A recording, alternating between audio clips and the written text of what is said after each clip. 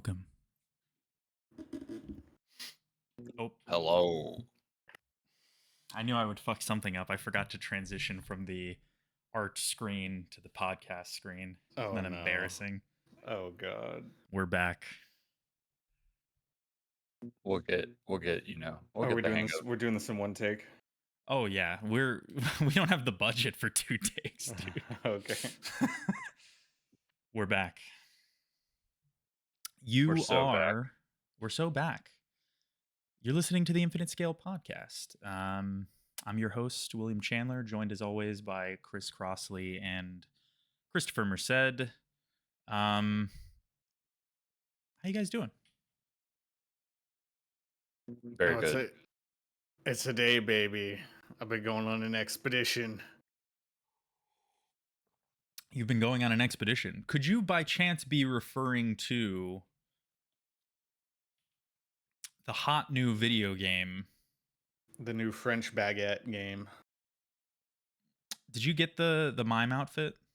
I did. I've killed all of. Did you face the first mime? Did you Yeah. face all the mimes yet? Hell yeah. I mean, I've only He tried- seen 2 mimes so far, so.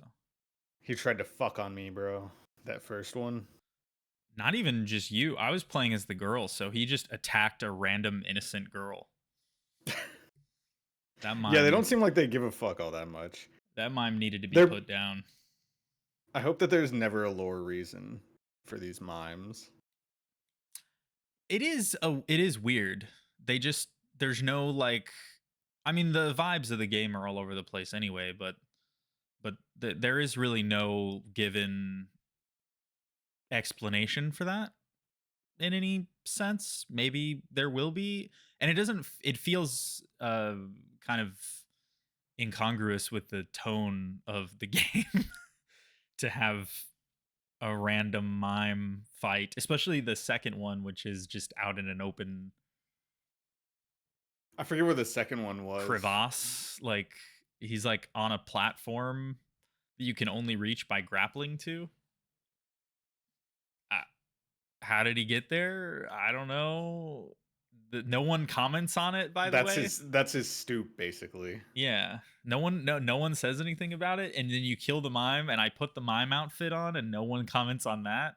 And then I'm in cutscenes. You know the cutscene where he's like, well, never mind.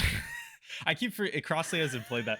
There's a cutscene. There's okay, a lot of stuff I want to say. I'll just say this. I'll just say this. There's a cutscene where he's thinking about killing himself, and I had the mime hat on.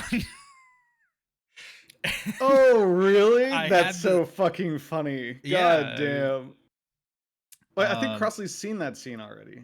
Oh wait, no, you're right. That was before. Crossley landed on the beach. No, what was I thinking of? Maybe it's the one where they're having that argument about whether they should fuck off and go home or go go look for so and so person. Oh yeah, where he says like specific. He says like fuck the mission or some Yeah, shit he's like like, that, fuck the right? mission. He's like really emotional. They're all like And then really emotional. At the end, she makes fun of him for that, saying like, Yeah. "Oh fuck the mission, dude." That shit. I love the writing, honestly, between like the characters. It's not bad. It's not bad. Yeah, it's up and down. I'll say that. But there's a lot of really good moments where I'm like, oh, this is like very realistic writing. I like the way they interact with each other. There's some natural. I like they specifically wrote dialogue where they talk over each other, which I really like. Yes, God, I wish more media in general needs to do that more often because it works so fucking well. Yeah. Well, I guess let's just talk about Expedition 33. Yeah, I'm down. Here, let me pull up. Let's just see.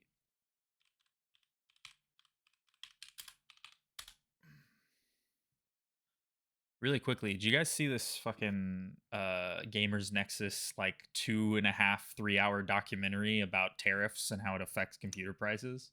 Yeah, so one of my favorite influencers actually watched a good bit of that, so I watched him watch it.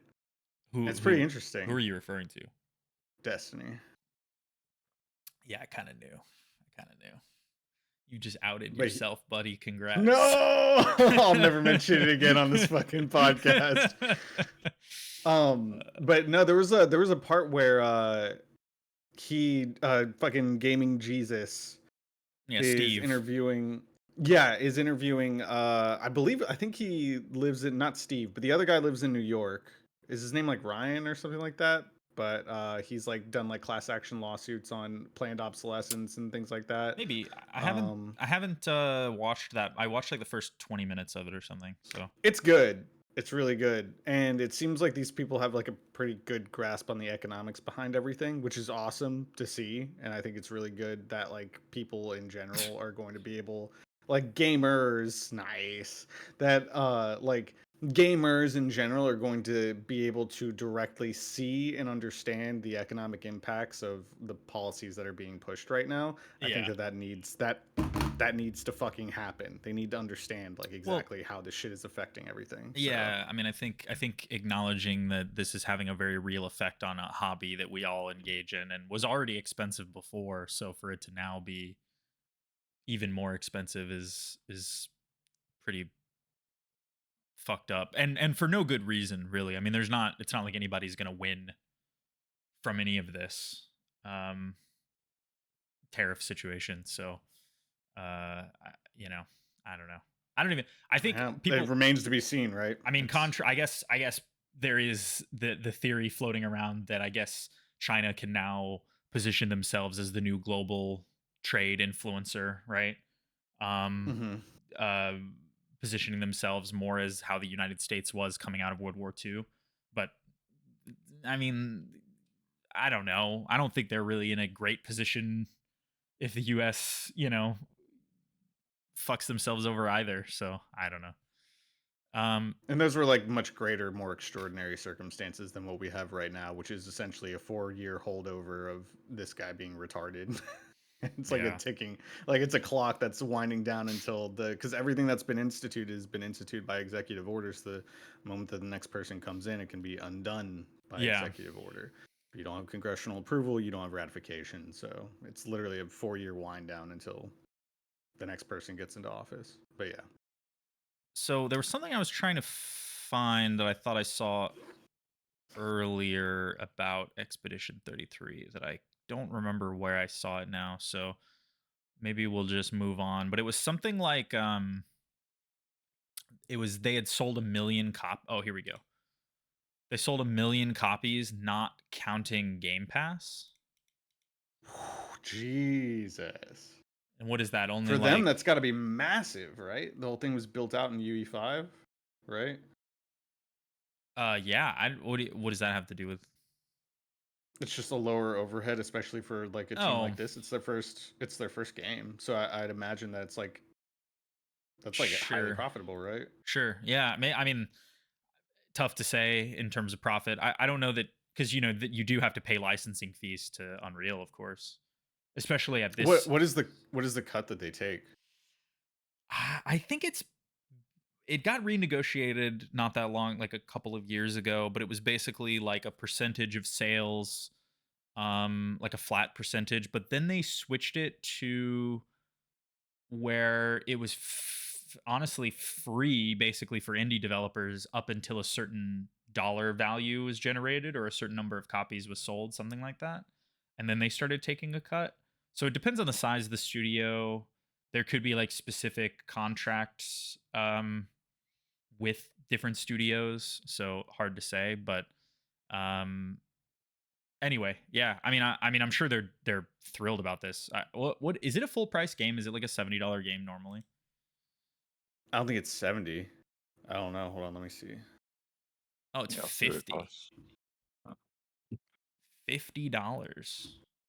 50 is crazy. $50. Clair Obscur Expedition 33. Yeah, the new turn-based RPG from French studio Kepler Interactive. Is Kepler the is that the developer, I guess? I assume it is the developer, not the publisher.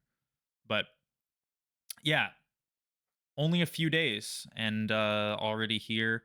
It also, I was noticing this, it has an insanely high critical rating. So on OpenCritic, which is basically Metacritic, but they function their supposedly their math proofs out slightly differently. They're at a 97% critic rating and 100 player rating, which I don't know. This isn't pulling anything up, but um, let's see. 106 critic reviews and a 97%. Yeah. I how much of this have you played, Merced? How many hours are you in? I think I'm at like after this morning, probably like 13 hours. Probably Okay. coming on to 13 hours. What am I at? Let's see. Crossley, you're what? Maybe an hour or two. Yeah, I'll give. Yeah, roughly I'm at ish. 4 hours at this point. Nice. I think it's interesting. Tell me if you guys agree with this. I think the the initial um impression this game gave me was not super positive. Did you guys feel that way? When I booted this up and they were talking and I was looking at the city and I kind of felt the way the controls felt and the cutscenes were like a little weird and stilted. I was like, "Oh, this is budget. Like this is double A." Like they remind you up front. You're like, "This is a double A game, not a triple A game." Right? Yeah, absolutely. I think the in terms of feeling like it is a double A game, yeah, that was the feeling that I got immediately upon playing it. But once they like tell you about the gamage and everything like that, if that's what you're talking about, like that gap in time from the very beginning up until the gamage happens, Yeah, yeah. yeah, I would agree with that. But by that time, I was like fully on board, basically. And then everything that happens at the beach, I was 120% full send. I Uh, wasn't. Yeah, I think it was the beach that really won me over. That felt like an extremely like well made cutscene. I there's something about the art style in the beginning that wasn't quite winning me over. The proportions of the characters, I was like, why does it look like everybody's head is like 3 sizes too big for their body? In the at the beginning, but then I kind of just got used to it. I don't know, yeah, yeah, I can. I mean, I can 100% agree with that. but pretty quickly, like I think regardless of how you feel about the beginning, by the time you get to the beach, I imagine most people who are interested in this type of game have been won over. Um, Oh yeah, if you've seen like a little bit of the gameplay at least, and you're like, oh, this is 4 dudes in a row, and then you want to go ahead and give this game a shot. I think as soon as you have like a few, just like a few encounters under your belt, that shit is just you're. I don't know. I was yeah, completely on board. Just as soon as I was able to have a few of those encounters and realize like, oh shit, like they're really trying to or attempting to do something completely different here. yeah, At least like within the bounds of the 4 dudes in a row genre. because So it's a pretty, at least it presents early on as a pretty standard turn-based RPG, right? yeah. Pick some moves from a thing, attack. They do the Paper Mario thing where you have to time your attacks or your blocks or whatever with animations or like quick time events essentially. But I think the thing that really makes this, I guess, uh engaging minute to minute is that the timings are really tight and the rewards you get for pulling that stuff off are like basically battle altering. They're like Like, astronomical, yeah. yeah, like getting a parry and doing a counterattack is like the difference between winning and losing a fight in some cases, Yeah, for especially sure. in bosses, right? That Um, was that was the like as soon as I saw that the if you can hit a parry, then you don't take any damage at all. I just put all my points into luck. I didn't even put any points into what wait, is their version of vigor? what does It's luck do? might. No, might is AD. Luck just gives you higher crit chance and more speed. Oh, I see. Does the speed affect the window? No. But I mean, if you can hit the parry, then Yeah, why do that's you true. need health? I yeah, I in, guess. in my mind, I was like, let's see how far I can take this shit. You And I've been know doing pretty well 13 hours in. So yeah, yeah, Is I there go is ahead. there stuff you can't parry, or is yeah, the game basically like if you hit it, you're good all the time? there's there is no damage you cannot negate, but there is stuff that you cannot parry. So there's going to be stuff that comes up later that you can do other stuff to negate the damage, but not through a parry. You have to do something else. Interesting. Um, there's I think doing the mime in the town. Did you fight the mime in the town, Crossley? I thought I did everything in the town, but I don't remember fighting a mime specifically, but You'd unless remember. he was like in a really hidden spot, I probably did. He was like off to the side. It was kind of a weird placement, but he was off to the side by himself. There was nothing else around. He shits all over you. I feel like you would remember if you. Yeah, I I don't know. guess Did I you beat him first try, Chandler? Because I I did. didn't. I did.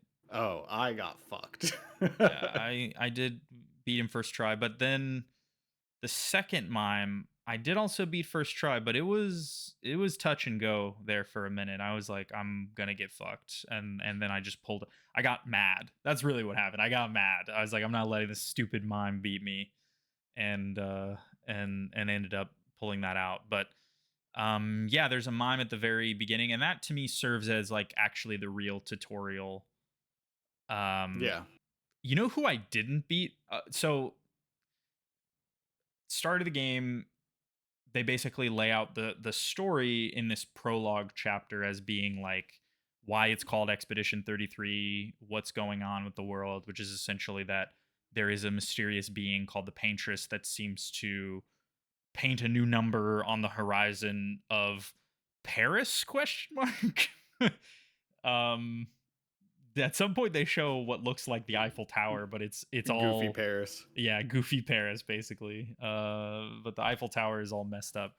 And You know, it kind uh-huh. of reminds me of Dishonored a little bit, how things kind of look and feel a little bit. I could I can see see that. that. Yeah, it's because it's basically like steampunk industrial revolution, which is what Dishonored was, right? But the flip side of that is With a that touch of sadness in there.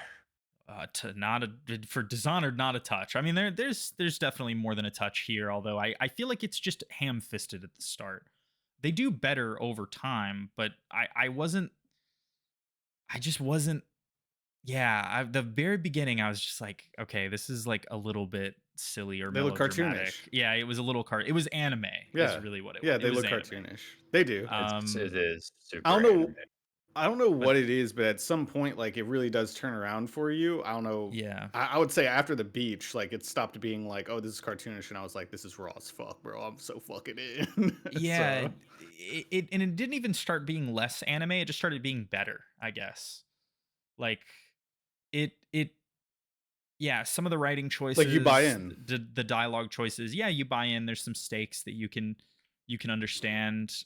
I don't, I mean, it could be a budget thing, it could be a scope thing, but it definitely felt like the opening, the prologue chapter could have been better somehow. Like seeing the quality that they're putting into other parts of the game, you're kind of just like, what happened here? But anyway, doesn't matter. Still a good game. So they set up the kind of main, I guess, lore background of the world, which is the paintress paints a number on the skyline. They've been counting down from 100, and this is the 67th year, so they're down to 33. Everybody that age and higher is dead basically. So each time they Do they count down. explain? Hmm? Do they explain that the gamage is the age of the paintress of the number that the paintress paints?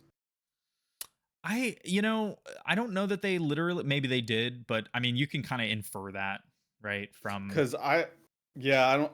I assumed after talking to his girlfriend, like, or his ex girlfriend, because she was like, I've lived 30 something long years. I think I'm okay. And then Yeah. she's like totally okay with dying. I was like, oh, I guess you just die whenever you're 33, or some shit. I don't know. Yeah. I guess I never made the connection because, Oh, but yeah. the way it works is whenever so she turned 33 this year. The Gramage is the celebration that they have because it seems like every single year on the same exact day is when the paintress paints the new number, which is one Right. less Yeah. than the Yeah. previous number, right? So it went from 34 to Yeah. 33. Everyone who is that age dies.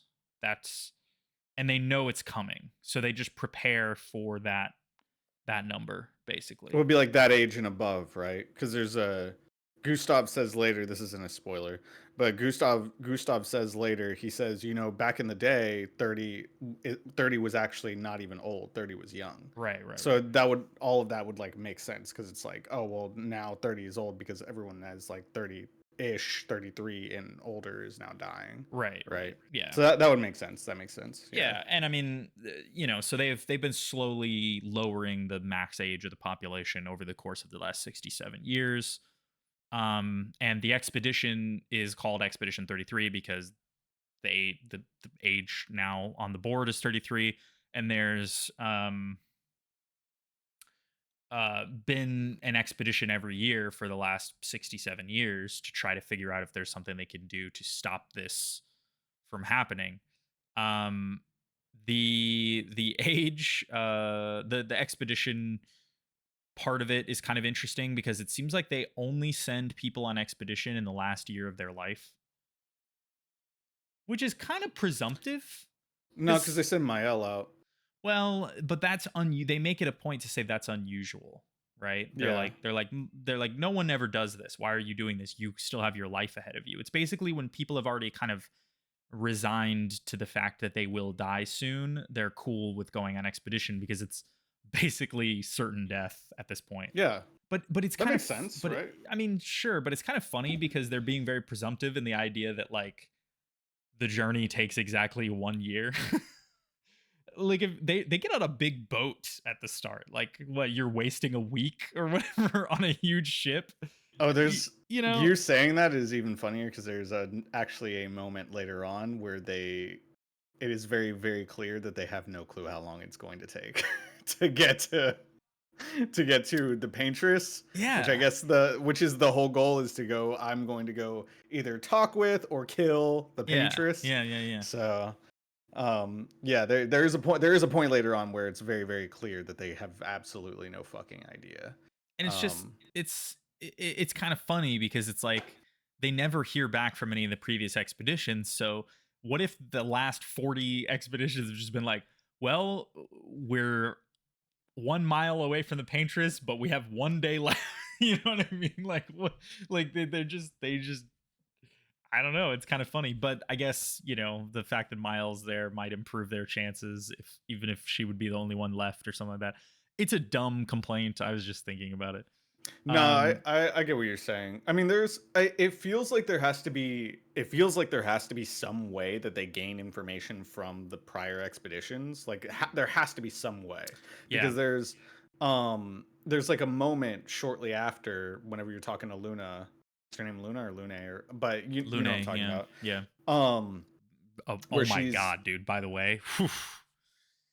Yeah. did you get her swimsuit? No, She gets a swimsuit later. You can go find that. say more. So it's on the west once you get the big map open. Uh huh. Whenever when you're in that top down Yeah, yeah, phase, you know what yeah, I'm talking yeah, about. yeah. When you're in the If you hit overworld, finger quotes, not in a dungeon. Yeah, Yeah, which I love how they did that, by the yeah. way. I think But it's if cool. Yeah. mhm. And if you hit up on the D-pad on the west on the left side, there's a beach Okay. that you'll eventually get to. Make sure you go to that beach, and then you'll be able to get a swimsuit of her. Hell yeah. Um, but there's a moment shortly after that they land on the first beach, where Lune basically says, she's like, okay, well, let's use your new invention and see if it works. How the fuck do they know to create this thing if they never encounter any of these monsters at all in Wacky Yeah. Bears? Yeah. Wacky How do they know bears. how to create this device that is able to take the chroma? I think it's called chroma, their life Yeah. essence, Yeah. and convert it and utilize it if there's no information getting back from the prior expeditions. That Totally. might be explained later. I don't know. I'm 13 hours in, and apparently the game can go on for like 50, 60. So it's kind of funny, by the way, how they don't, at least I don't ever recall anyone explaining what chroma was. I'm just kind of rolling with it. They just You get introduce it, but yeah, yeah, I mean, it's just kind of funny. They just introduce new terms all the time and they're just like, figure it I out. kind of like it. I kind of dig it, honestly. Yeah, yeah. There's a few things where they do that. Game mechanics, however, I don't know if they ever explained what the break bar was. I don't know if did I skip over it? Did They I miss it? yeah, I don't know. Maybe they did in the mime fight. I remember I broke the mime. That was how I got that I broke achievement. my yeah. Is what I recall. But um yeah, they never really explain like I always see the break bar filling, but they never really explain like it doesn't have to actually fill all the way up, I guess.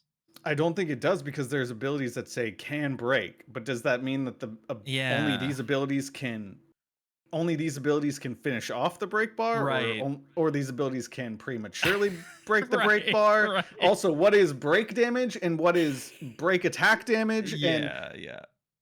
a little bit, just a little bit of help on that front would have been really fucking nice. That's all I'm saying. But you figure it out as you go along, then you're just like, okay, all right, I get it. It just shouldn't have been a trial and error thing, but Yeah. I get it. You get a feel for it, and I guess the thing that I suppose makes all of this forgivable from a experimentation and combat sense is that even if you die, the punishment isn't severe. Like you'll go back maybe a screen. One fight. Yeah, a fight. Yeah.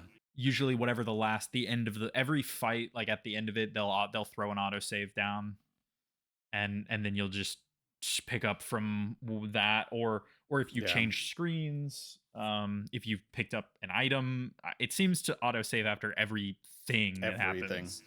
So And that becomes a checkpoint, yeah.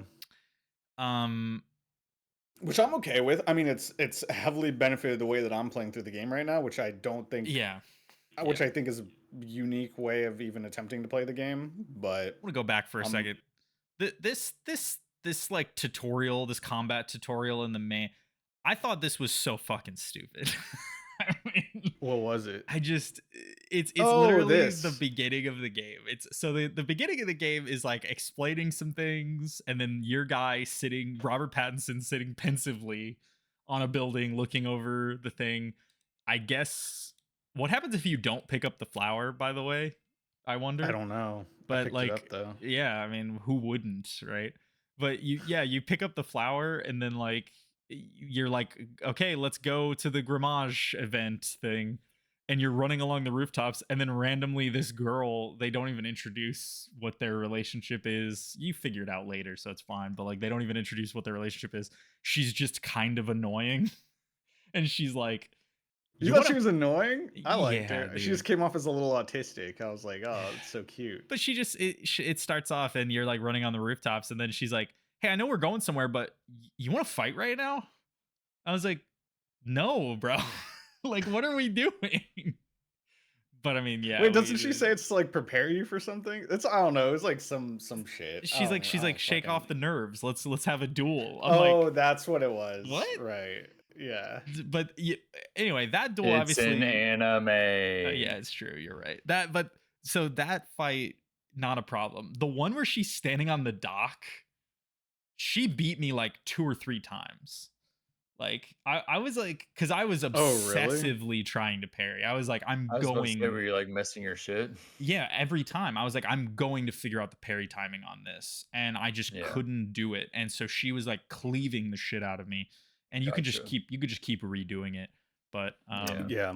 There's a moment after you're landing on the beach and everything where I probably spent like 30 to 45 minutes trying to figure out the parry timing in you this talking about game. on that side boss, or did you Yeah, do it's the that side boss optional that boss? just one shots everything. Yeah. It's the first boss that's like protecting this little tiny Yeah. gem behind it. And it Yeah. was like an upgrade. It was like a weapon upgrade. I got an achievement, wasn't even trying, was just like fucking locked in.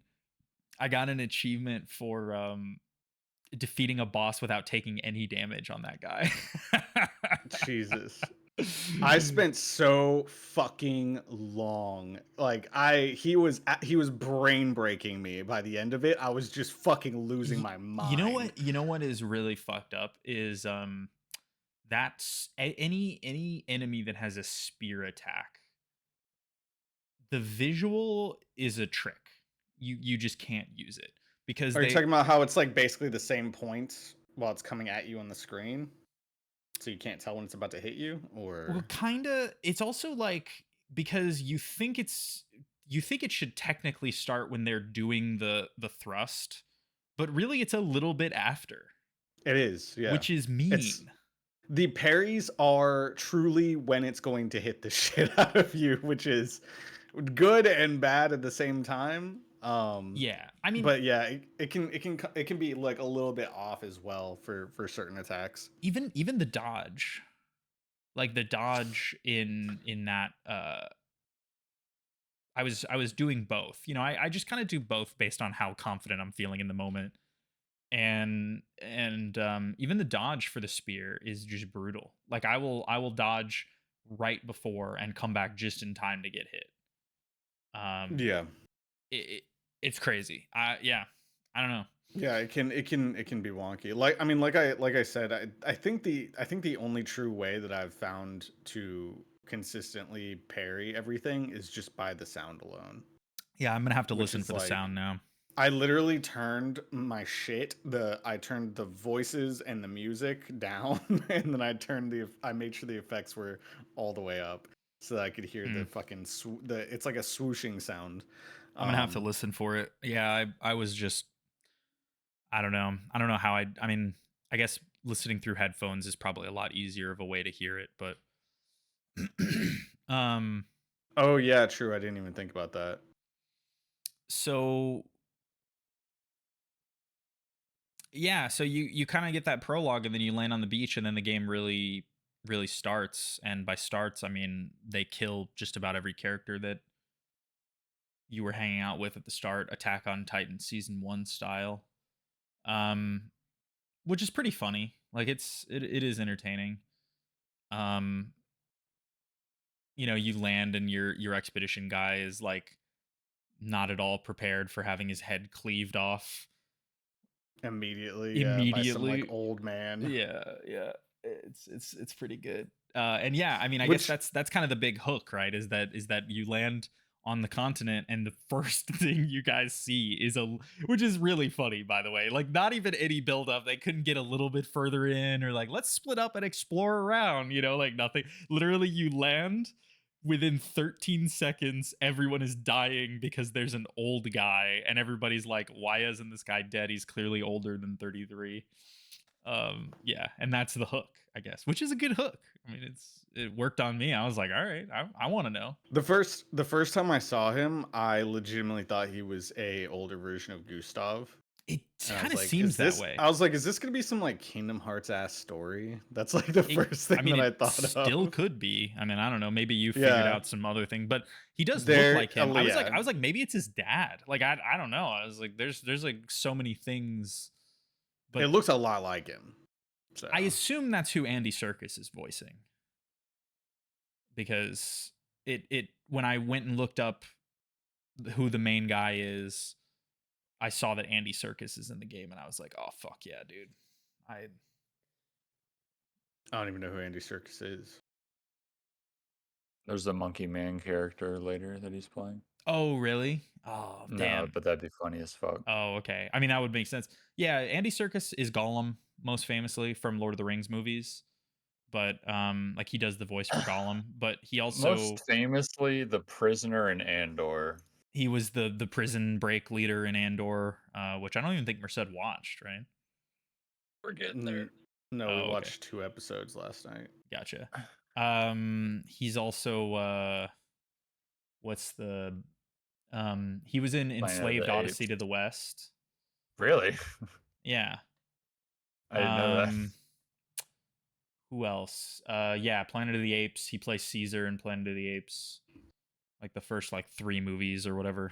Um Doesn't he play King Kong too? Probably. Andy Serkis is fucking awesome, dude.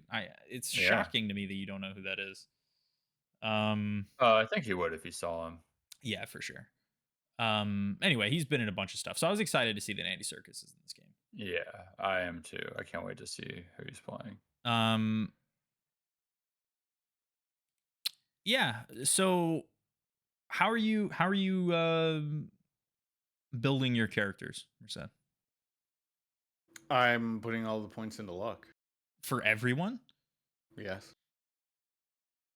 And then I just don't get hit. This guy is Most- hard. He's gonna hard lock himself. Most things either do half of my health or all of it. So I'm like at that point in the game where I have to parry everything. And I'm on the default difficulty. Is that what you're? Yeah. Okay. It's pretty fun though. I mean, I You know seem I know nuts right now. By the way, I mean, I don't know how to. At any moment, I know that I could go to the fucking flagpole expedition 33 thing, you know what I'm talking about, the checkpoint, and then I could just reset all of my fucking points and then reallocate them. I have enough of those little gem things where I could do that. But dude, it just feels so fucking good to just parry everything. It feels amazing. So that's what I do. I just fucking parry everything. You're crazy. And everything's in luck. And all my characters are fast as fuck. They're fast and they have high crit chance. So then most of the time I just end the fight before they even get a chance to fucking hit me. Luck also takes 4 points to put. Is that right? Or how many? Or no, it's just 1 point per stat. Is that right? I'm getting this confused with Oblivion. I just realized because luck in Oblivion costs 4 points. You get 3 points to allocate in any stat you want per level, right? And in order to increase your crit chance by 1%, you generally need to put all 3 points into luck per percentage chance increase. You're fucking crazy, dude. My shit's like at like 50% crit now. I've just been so no, and I've been building characters into kind of different arenas, I guess, which I think is a normal person thing to do. Maybe I'll have a luck character, but I feel like the main guy, making him a tank, making Lune, what's his name? Gustav, making Gustav a tank, having Lune be like a caster, like healer. I guess some kind of damage, like maybe burning or something. Burning seems kind of OP early on, anyway. I think Mael is meant to be a tank later on. Or she can possibly be built as she can be built as a tank later on. All right. She can literally take damage from other people, and if she takes damage, she gives other people AP points and stuff like that. This is what's so annoying about games like this, is that they basically just don't tell you. You know what I mean? Yeah. I mean, you can traverse the whole skill tree. At least it doesn't stop you from looking at all the skills on the skill tree. Yeah, that's fair. But I don't do that. I don't look through everything. So this guy's sucking somebody off. But at the same time, it's like she can be built either way. She has multiple ways that she can be built. So it's not like a world-ending thing. Yeah. And also, I mean, despite the parry timings and everything, it doesn't really seem like this game, in a broad sense, is like, because I'm not very good at JRPGs, like normal difficulty Persona is like a challenge for me. like regular difficulty Persona, like Persona 5, I remember near the end of that game, I was like pulling my fucking hair out. So I would say that based on what I've seen, this game is probably not that challenging in the traditional like turn-based RPG sense. It seems like most of the challenge is wrapped up in the timings. It could be. I truly don't know. I feel like I'll never know, because I can't imagine if I played this game again, it'll be like years from now. So yeah, this is a one and done for me probably. But yeah, cool game. I want to play more. I'm gonna play more. This will probably be, I mean, I'm basically rotating between 3 games right now, all of which I really like. So it'll probably be slower for me to get through this, but I noticed Brandon is really far in this game, so I'm kind of curious to pick his brain about it. I saw that based on the achievements that he's unlocked. He has like a bunch, so I was like, okay. And his hour count is in like the 20s or something, 30s. Damn. So yeah, curious how long it is. I saw that it could be anywhere from like 30 to 60 hours, depending on if you mainline the story or not. Okay, okay. So Yeah. Are you playing? Everybody's playing on controller. I take it. yeah, Yeah. it told me to play on controller, so I don't Okay. know. I haven't. Yeah. I was just like, okay, I kind of. whatever you say, game. Yeah. I think it seems like it's meant for that. I was just curious because I was watching this footage and Mortismal only plays with mouse and keyboard. So every game, by the way, like if he reviews a Souls game, it's mouse and keyboard, which is fucking crazy. Yeah, that's wacky. I cannot imagine. Um, how's it running for you? I haven't played on PC yet. It's not the greatest. You're like the amount of frames that you're gonna get is like a very wide range. Sometimes my computer makes my room really, really fucking hot, and then there will be like an hour where it's just like Okay. having no problems at all. So I don't know. But yeah, it'll the worst that I've seen it get truly is probably because I don't have my frame counter up, but it probably dips into like the 30s.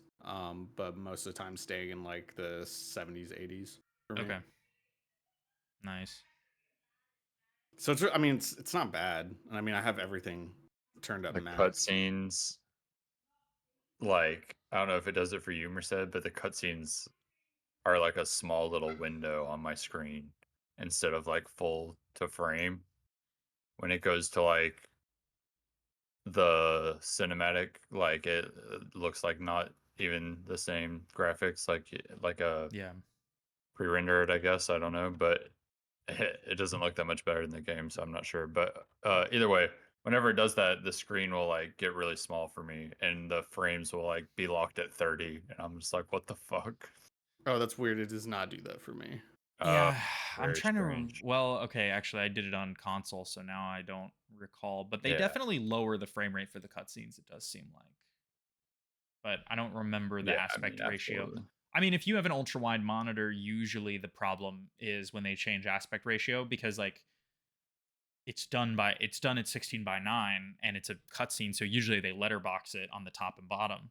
So you end up with a square in the middle or a rectangle ish in the middle because they letterboxed the top and then it's ultra wide and they didn't render the cutscenes in ultra wide. So you also have pillar boxes on left and right. Yes, yes, So I can see that being distracting. I mean, it happens in almost every game exactly.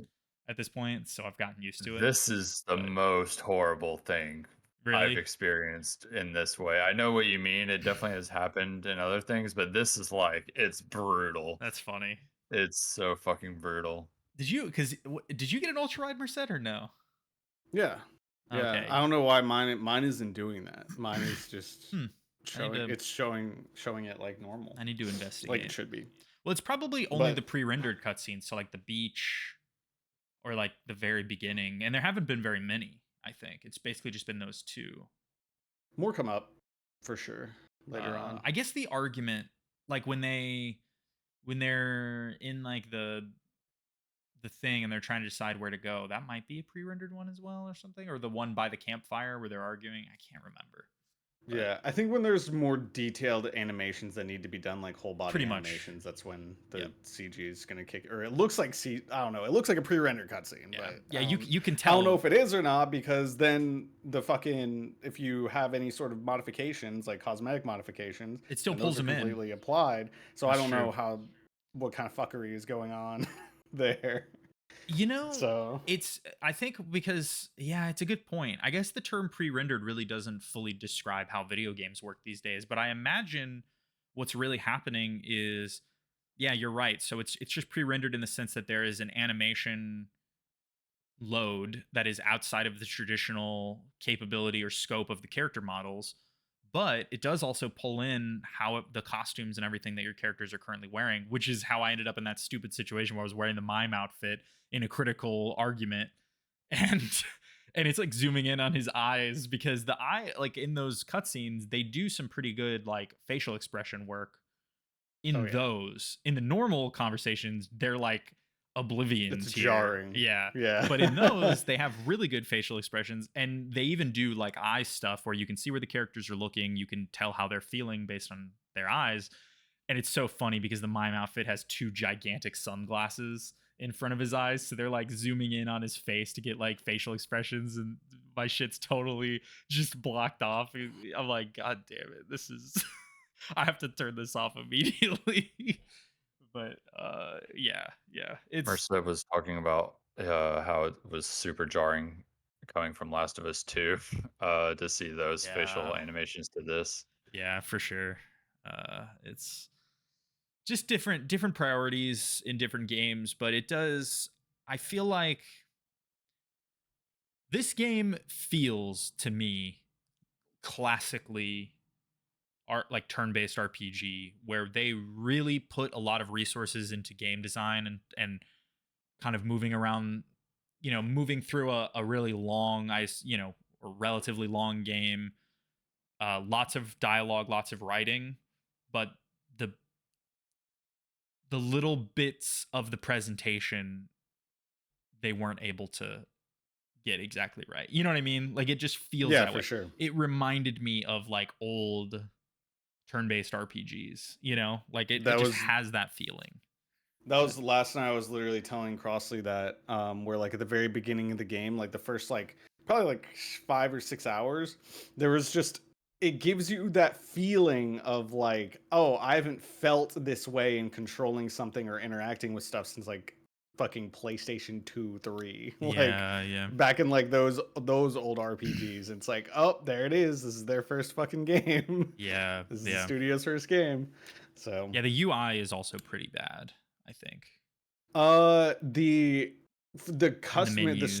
the start Yeah. menu UI is Yeah. like really fucking horrific to get used to. Once you get used to it, it's fine, but yeah, at first I agree. It's like pretty fucking I bad. noticed I couldn't even The tell which combat UI is character great. I was like, which character do I have highlighted right now? I don't Yeah, know. and you can bug it out too. It will happen to you. You Oh, will you will be playing and the menu will bug out and it'll lose track of the cursor and you cannot bring it back onto the screen. that's So hilarious. you won't be able to like hitting the D-pad and stuff. It will go off into the fucking ether and disappear and you will not be able to select anything until you hit start and go back into the menu. So like there I don't know what the fuck but Yeah. yeah, the start menu is something that they could have taken a little bit more time on Yeah. for whatever reason they didn't, but yeah, the combat UI I think is phenomenal. I think like Yeah. it actually like it is. I was very shocked and pleased with how intuitive that system became so fucking quickly Yeah. in just like in just like probably like a couple hours really Mhm. after your first real combat interaction. After the first couple hours I'm fucking flying, bro, like in terms of like choosing Choosing, what yeah. fucking abilities to use and things like that. Like dude, I'm fucking not even thinking about it. And It's I and like the little progression systems, like the pictos and stuff like that. The um pictos are basically like those secondary kind of buffs or abilities that you place on characters in like predefined slots. You start out with 3 slots, I think. Each character has 3. And mhm. uh, you have to use them, or not use them, but you have to have them equipped for a certain number of battles in order to fully unlock their power, I guess. Um, I like that system a lot. It does seem like there's a lot of different ways to kind of gear characters in different directions, which makes it really satisfying. I put like a like bonus like critical hit damage on burning characters on Lune, and so now I'm just totally focused on burning people, and it seems kind of OP and cool. Um, yeah, it's neat. The battle system is really smartly designed. I think the only thing I'm not sold on right now is the way shots work, in terms of there's certain enemies that pretty much can only be shot. So you have to have the action points available if you want to shoot them. And that can be kind of annoying because you're also trying to attack other enemies with skill with those same points, right? Like by using Mhm. skills or whatever. So then you're kind of like, okay, well, it's basically choosing which, spinning those plates is kind of part of the game design and whatever. But I just wish that the flying enemies could be attacked normally. Maybe there is a way and I just haven't figured it out yet or unlocked it yet. But um, As far as my interactions with those things have gone, you can attempt to hit them with a basic attack, and it will happen sometimes. But yeah, the only way to okay. actually hit them is by shooting them. Never But had a basic attack land. I stopped trying, to be honest. Um, so maybe your speed stat does affect that though. That would be interesting. Um, maybe, I don't know. I do think it's cool though that like these different flying creatures and stuff will have things floating around them that you can like shoot at, and it'll like debuff oh the really? other. That's cool. Yes. So this yeah, so that'll be a thing that'll happen as you're going through the game, Cool. and you just kind of learn what each enemy's floating thing does, Nice. basically. Okay. Uh, but yeah, Any, that stuff was pretty annoying to me at first as well. But it's like you said, it's part of spinning the plates. It's like, well, is this guy yeah. like really that big of a fucking deal that I should be like using 4 or 5 of my There's Andy Circus. APs on this? But I also Any don't. Hmm. Is he in this podcast? No, he's not. Any do you feel like you have any complaints right now about? All of the complaints that I've had are the like they're in my opinion they're pretty minute in terms of like in relation to how much fun I'm having in the moment to moment gameplay. But it's just like the menu stuff really. Yeah. Um, that like it just can be done better, Yeah. and I'm not sure at this phase of like game design and game design history that we need to be fumbling the menu system this hard. Yeah. uh, but but yeah, I can't really honestly other than just those small things. The dialogue of course can be tuned up in certain aspects of the game, but like I said, it's like the range of quality in the dialogue is so large. Like sometimes you'll have great dialogue and sometimes Mm-hmm. it's just like not that. It's just it's hammy. You'll come across like a lot more not like robust characters, but just like boisterous characters, where the dialogue I think could have been done better. I think it cheapens the like the game. It doesn't bring levity to the game in a Yeah. way that like keeps its maturity, if that makes sense. Um, Hey, something else I noticed, there's a weird lack of ambient sound. Did you notice that? It felt weirdly quiet, like especially in the beginning when you're walking around, you would think they would have like murmurs of talking or like different background dialogue of like characters saying lines to each other and having conversations, but it just isn't happening. yeah, I guess in terms of like major ambient noise, not really. Other than when you're like near unless you're like near a interactable thing, Yeah, then that yeah, shit gets like really fucking loud. yeah. But I mean, they talk to each other enough to me. The characters talk like a good bit whenever you're just walking around, like finding stuff and interacting with things. Well, I mean, at least so far, like for instance, when you pick up something in the environment, like most JRPGs, they have that classic thing where somebody will say like a standard line. Oh, this Yeah, will I'm not talking about that. this will come in handy, you know, or whatever, which I think is really funny. And there's only like three, and so far I've heard Lune say like the same three lines over and over Yeah. again, and I'm only 4 hours in. But um but there's just stuff that you'll like come across like in that first area. They've never been here. They don't know what's going on, and they have nothing to say. Like you walk up to the side of a mountain and there's a gigantic humanoid form that looks like metallic, and it's split open down the middle and there's a bunch of goo between it. They have nothing to say about this. I have a lot to say. I'm like, what is going on? I don't understand. What is that thing?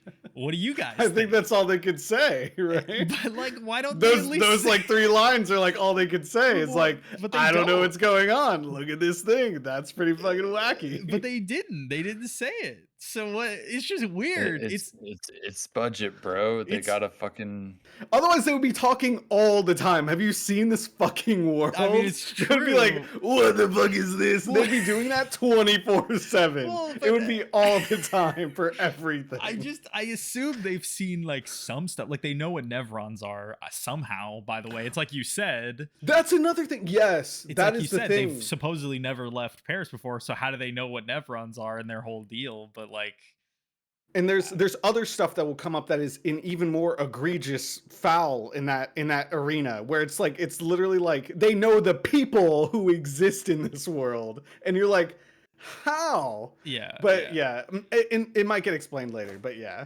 it's interesting. I think the thing that I'm really curious about is, stuff that seems early on like it's weird, like a weird choice like this or a plot hole. Obviously, they could explain it later pretty easily. Um, I think the thing that I'm really, really not sure about is how are they going to, because like they've kind of seeded the ground with all these mysteries, but it feels like we don't have enough context to know what is unusual just to us or to them, I guess is what I'm trying to say about the ambient dialogue thing. So it's like, have they seen that before? Have they seen that gigantic split open face in the mountain somehow? Do they know what that is? Do they know the deal? But then they come across like, sorry, Crossley, this is like maybe 30 minutes after where you're at, but it's like, that you come across a Nevron that's completely white, and he's like, "Hey, I need to find some light." And if you give it to him, which by the way, Gustav is like, "I don't think we should help this guy," but I mean, fuck that, man. I want to know what's going on. You help him, and he's just like, "Cool, thanks." What? And the characters are seemingly confused that this guy knows how to talk, but they don't have very many questions for him or anything. And then like they're like, he like you can ask like two things. It's like, "What's your deal?" And the guy's like, "Oh, I'm supposed to help the paintress." And then Gustav is like, "Huh." And then that's like the end of the dialogue. You can't pick any more options. It's a video game. I'm being really annoyingly There's a nitpicky, lot of well, I but was gonna say there's gonna be a lot of interactions that are similar to it's that. just so So funny. And it's like okay, they find this very strange, so I as the player am also interested in what's going on, but like there's so many other things that are strange that they don't seem weirded out by. Like when they're walking on the continent and the first time you see a building, they're like, "There's a house here." And you're just like, I don't know why I'm making him sound like Solid Snake, by the way. And he's like, "There's a house here." And you're like, "Cool. Is that weird to you? Because that's not weird to me, but is that weird to you?" But then they don't comment on other shit that's like obviously insane. I don't know. Fuck it. I Wacky don't know. It Paris, makes sense bro. why Wacky Paris. I don't care. I like I'm really enjoying the game so far, just in the sense of like the uh I guess you could call it like really like the fantastical nature of it, like Yeah, the yeah. almost like like anything that gives me even remote Spirited Away vibes will Hmm. automatically capture my heart so Sure. fast. And this kind of does that for me in the sense of like creating all these creatures in this world that is so alien looking, and while still being like very familiar. I don't know. Yeah. I'm really enjoying it. There's a lot of endearing characters that you find along the way, um, that really elevate everything as you start to learn more and more about the world as well. So I don't want to like give anything away or anything like that. But yeah, this has been the biggest, the most pleasant surprise of this year so far. It may actually be the most pleasant surprise of this year. Period. Uh-oh. To be honest. Spoilers for Um, Game of the Year discussions. it is pretty. Um, This shit's really fucking good. I think I think you'll find yourself like enraptured by it pretty soon I once it think clicks. we'll talk more about it. We'll talk more about it pretty soon. It does seem like industry wide everybody agrees this game fucking rules. So It's um awesome. I'll be interested to see what that means come into the year and what that means for me as I get, further in. We'll check back in with Expedition. Let's move on here to Yeah. uh probably something that only I played, but I'd be curious to know if you guys cared or were So, interested in this at all. What's up? is this blueprints? Can Yeah, I ask you something? please go on. This game seems so fucking cool to me in concept and in execution. Uh huh. However, I am an idiot when it comes to puzzles. I'm not good at even. I think my problem is that I like overthink, and it could be like like the child like toy of like put triangle in the triangle hole, put square in the square hole, put circle in the circle hole, Hmm. and I'll Hmm. be like, it can't be this simple. They must want me to do something. You know what I mean? Like the simplest puzzles I'll overthink and I like won't figure it out. So I'm worried Yeah. that I just don't stand a chance. Um, Literally, just how my brain works. I just am not good at puzzles. They like stress me out. man, how how to answer this? Did you play Outer Wilds? Um, the not Obsidian game, the other No, no, outer no. space game. You're talking about oh, the not Obsidian game. Yes, the not Obsidian game, the other one. I have not played that. Okay. I mean, I don't think they're very alike, but I think they're alike in exactly one way, which is they're technically a puzzle game, but really everything, whether you know you're solving a puzzle or not, is a puzzle. Everything. Everything. You So will be doing shit and not knowing why. yeah, Or to what okay. end all the time. It's like The Witness, but less annoying, I guess. So Um, like Stanley Parable, Kinda, but but Stanley. Yeah, I mean, yes, it's a good pull because Stanley Parable. There will be stuff that is going to happen that you won't even know about in advance, right? Just because of a right, little thing you did. And I think right. Blueprints is very similar. Eventually, the goal is to thread by thread kind of unravel all of that stuff. But uh yeah, it's there are definitely plenty of standard puzzles in the blueprints, but most of them are um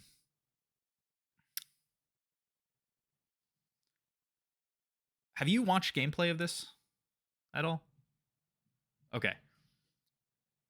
Let me just set it up and then you can ask questions as I go. Okay. Blueprints is a puzzle game, vaguely. What it really is a run-based deck building game.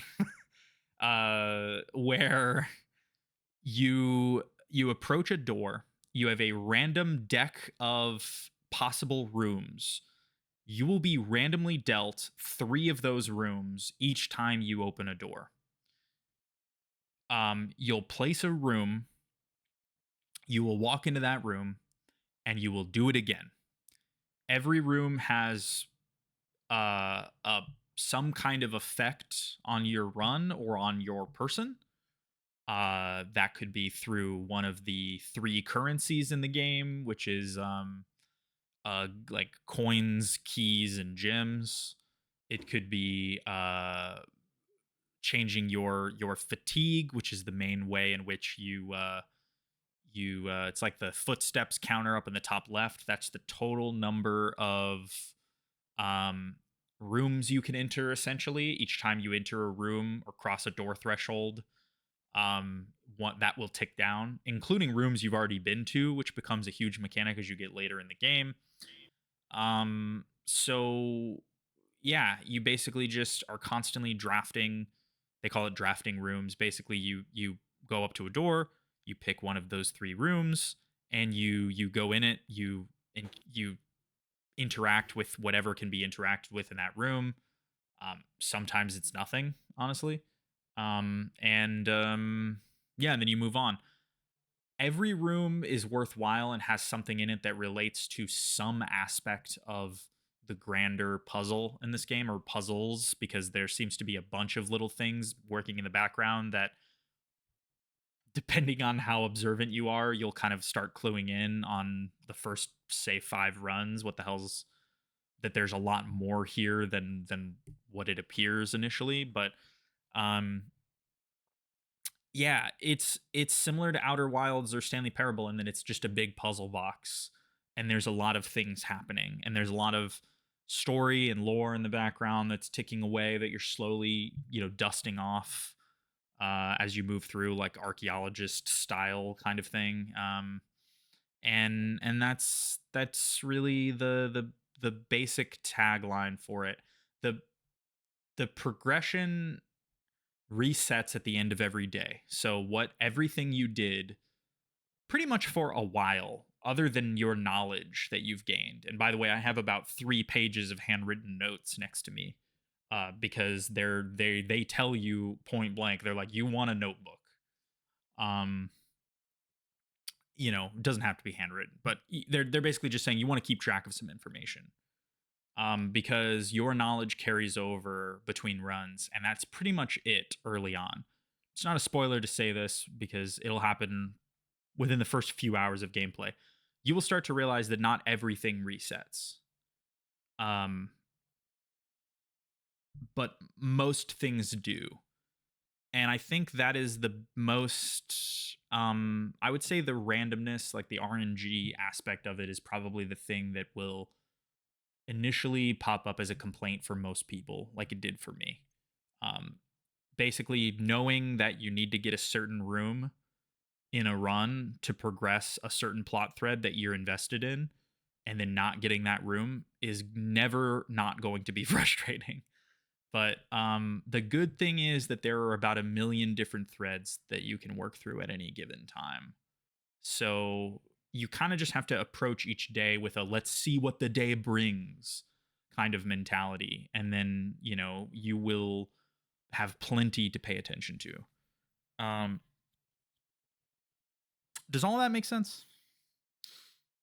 Yeah, definitely. It Seems makes sense to interesting. me. Yeah. I've seen Northern Line play a good bit of it, so It's,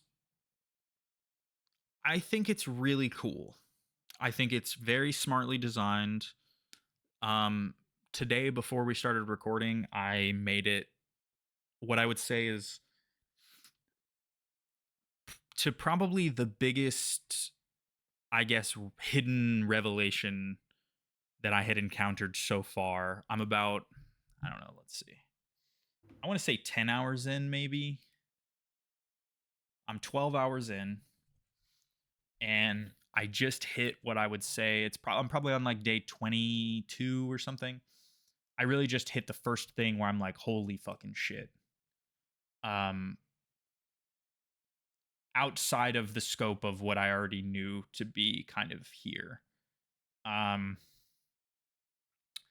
so yeah, I mean that's that, I And guess. like, what is the goal like in in character? Like, what Yeah. is the person trying to do? What is this world to him? He stumbled across a magic mansion that the returnals him every day, or like what?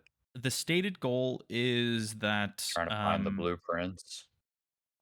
well, I mean, who knows? The title of the game could also be part of the whole thing because they're in the game world. So the very beginning is the main character that you play as, ostensibly a character named Simon, who is the nephew of the guy who owns this mansion. You're inheriting the mansion, and or grand nephew, maybe, I don't know. You're inheriting the mansion after this person's death.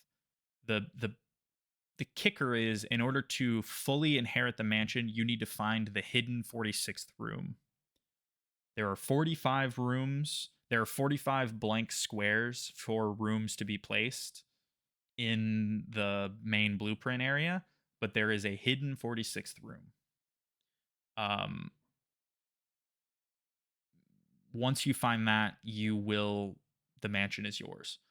In the universe, the notes and things that you find in the mansion acknowledge that the owner of the mansion designed it this way.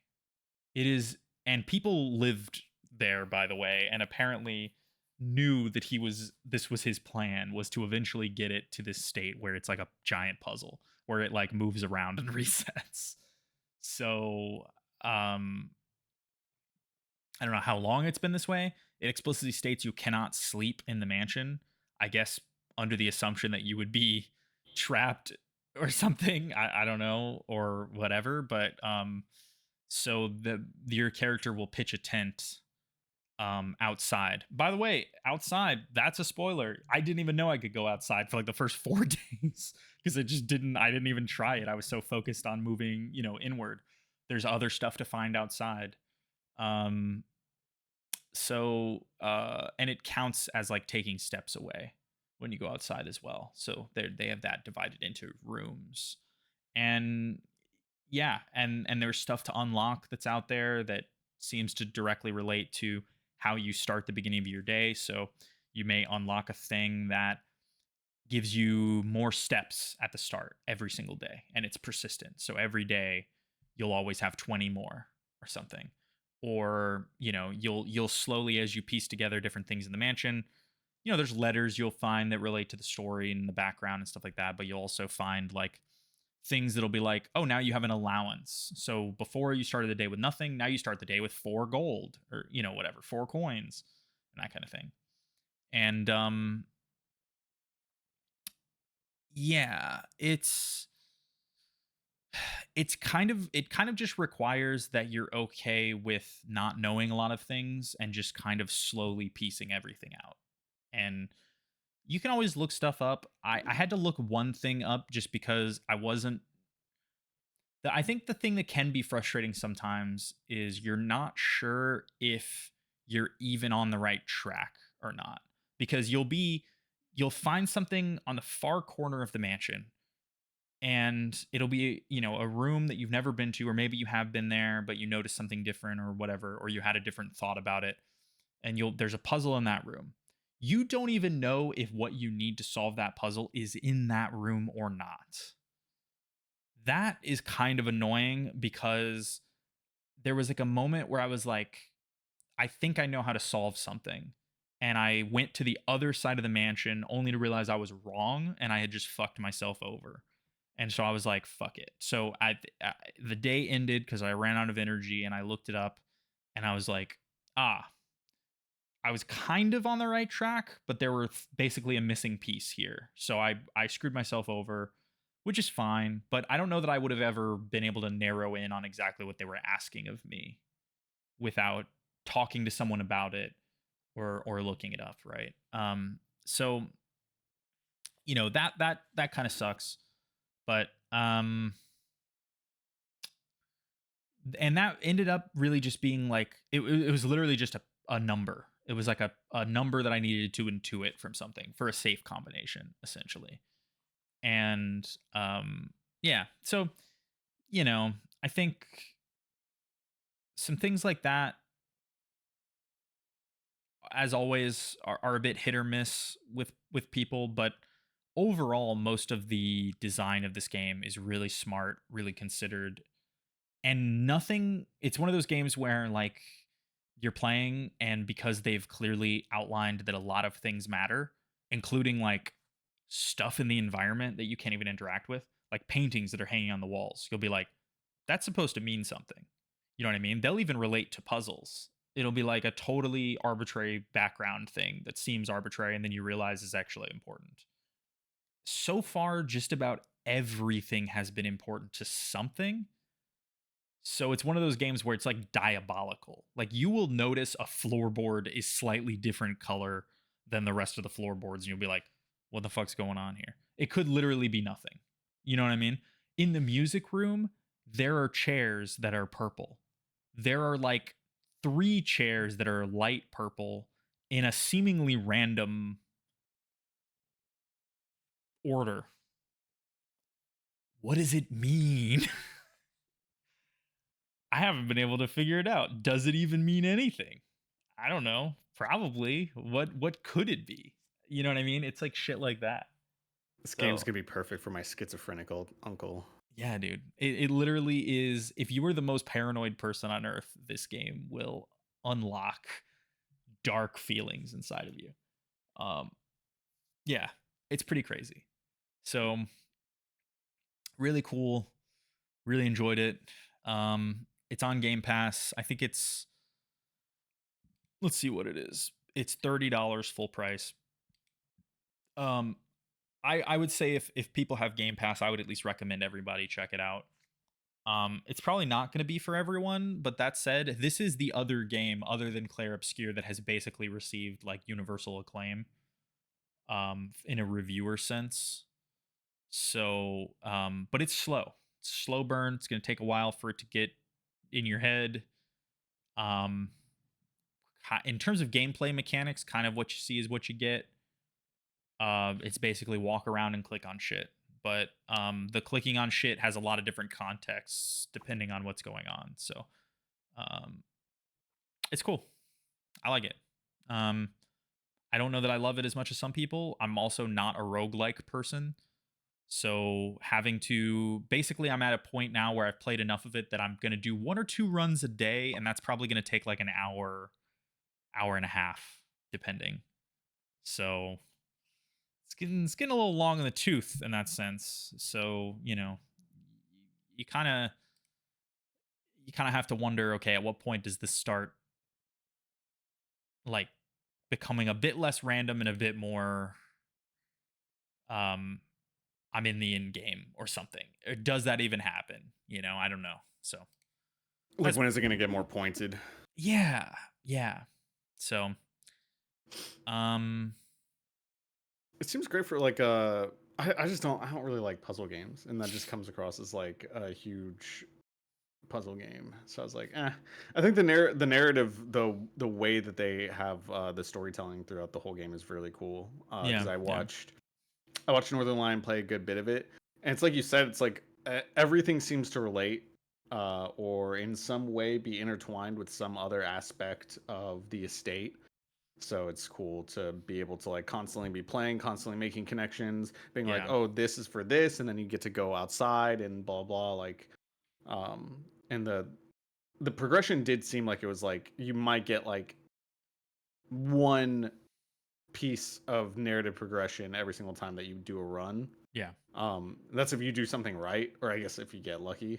Mhm. Um, and it's like I mean, like I'm sure you've probably had runs where like nothing fucking happens. There's just like nothing at all, right? So Yeah, in the middle, like I would say around 10 to 15 ish, maybe 1 or 2. There for a minute I was like, okay, I really have no idea what I'm doing. Like, yeah, you know, um but it even if you feel I think they kind of teach you eventually that even if it feels like nothing happened, kind of something happened. Um it actually is very rare to get a run where literally nothing of value occurred. Um although it may feel that way at the time. So, uh yeah, it's weird. It's a weird game. There's still things that I think people are figuring out about it even a few weeks after release. So it's going to be one of those. It's like Fez or something. Um, hmm so I bet watching Northern Lion play this would be really entertaining. But whatever happened to that Fez guy? Yeah, Northern Line's fun as fuck to watch. Period. I mean, yeah, that's true. But this game in particular, like watching him get frustrated, I think would be really funny. Yeah, Um, it is. I also I think this game would be impossible, maybe unless you know the person, impossible to watch after you've played a bunch of it. Like watch somebody play for the first time after you've played a bunch of it would probably be like bludgeoning yourself to death. Like I could see that Yeah. being just brutal. But who knows? Maybe not. Like maybe if like, you know, B Paul started playing and we were just like, let's see what he's doing. That could be entertaining. But anyway. Um that's Blueprints. I let's move here because I feel like we've spent a bunch of time on these. Um let's go to Oblivion Remaster. The rumors were true.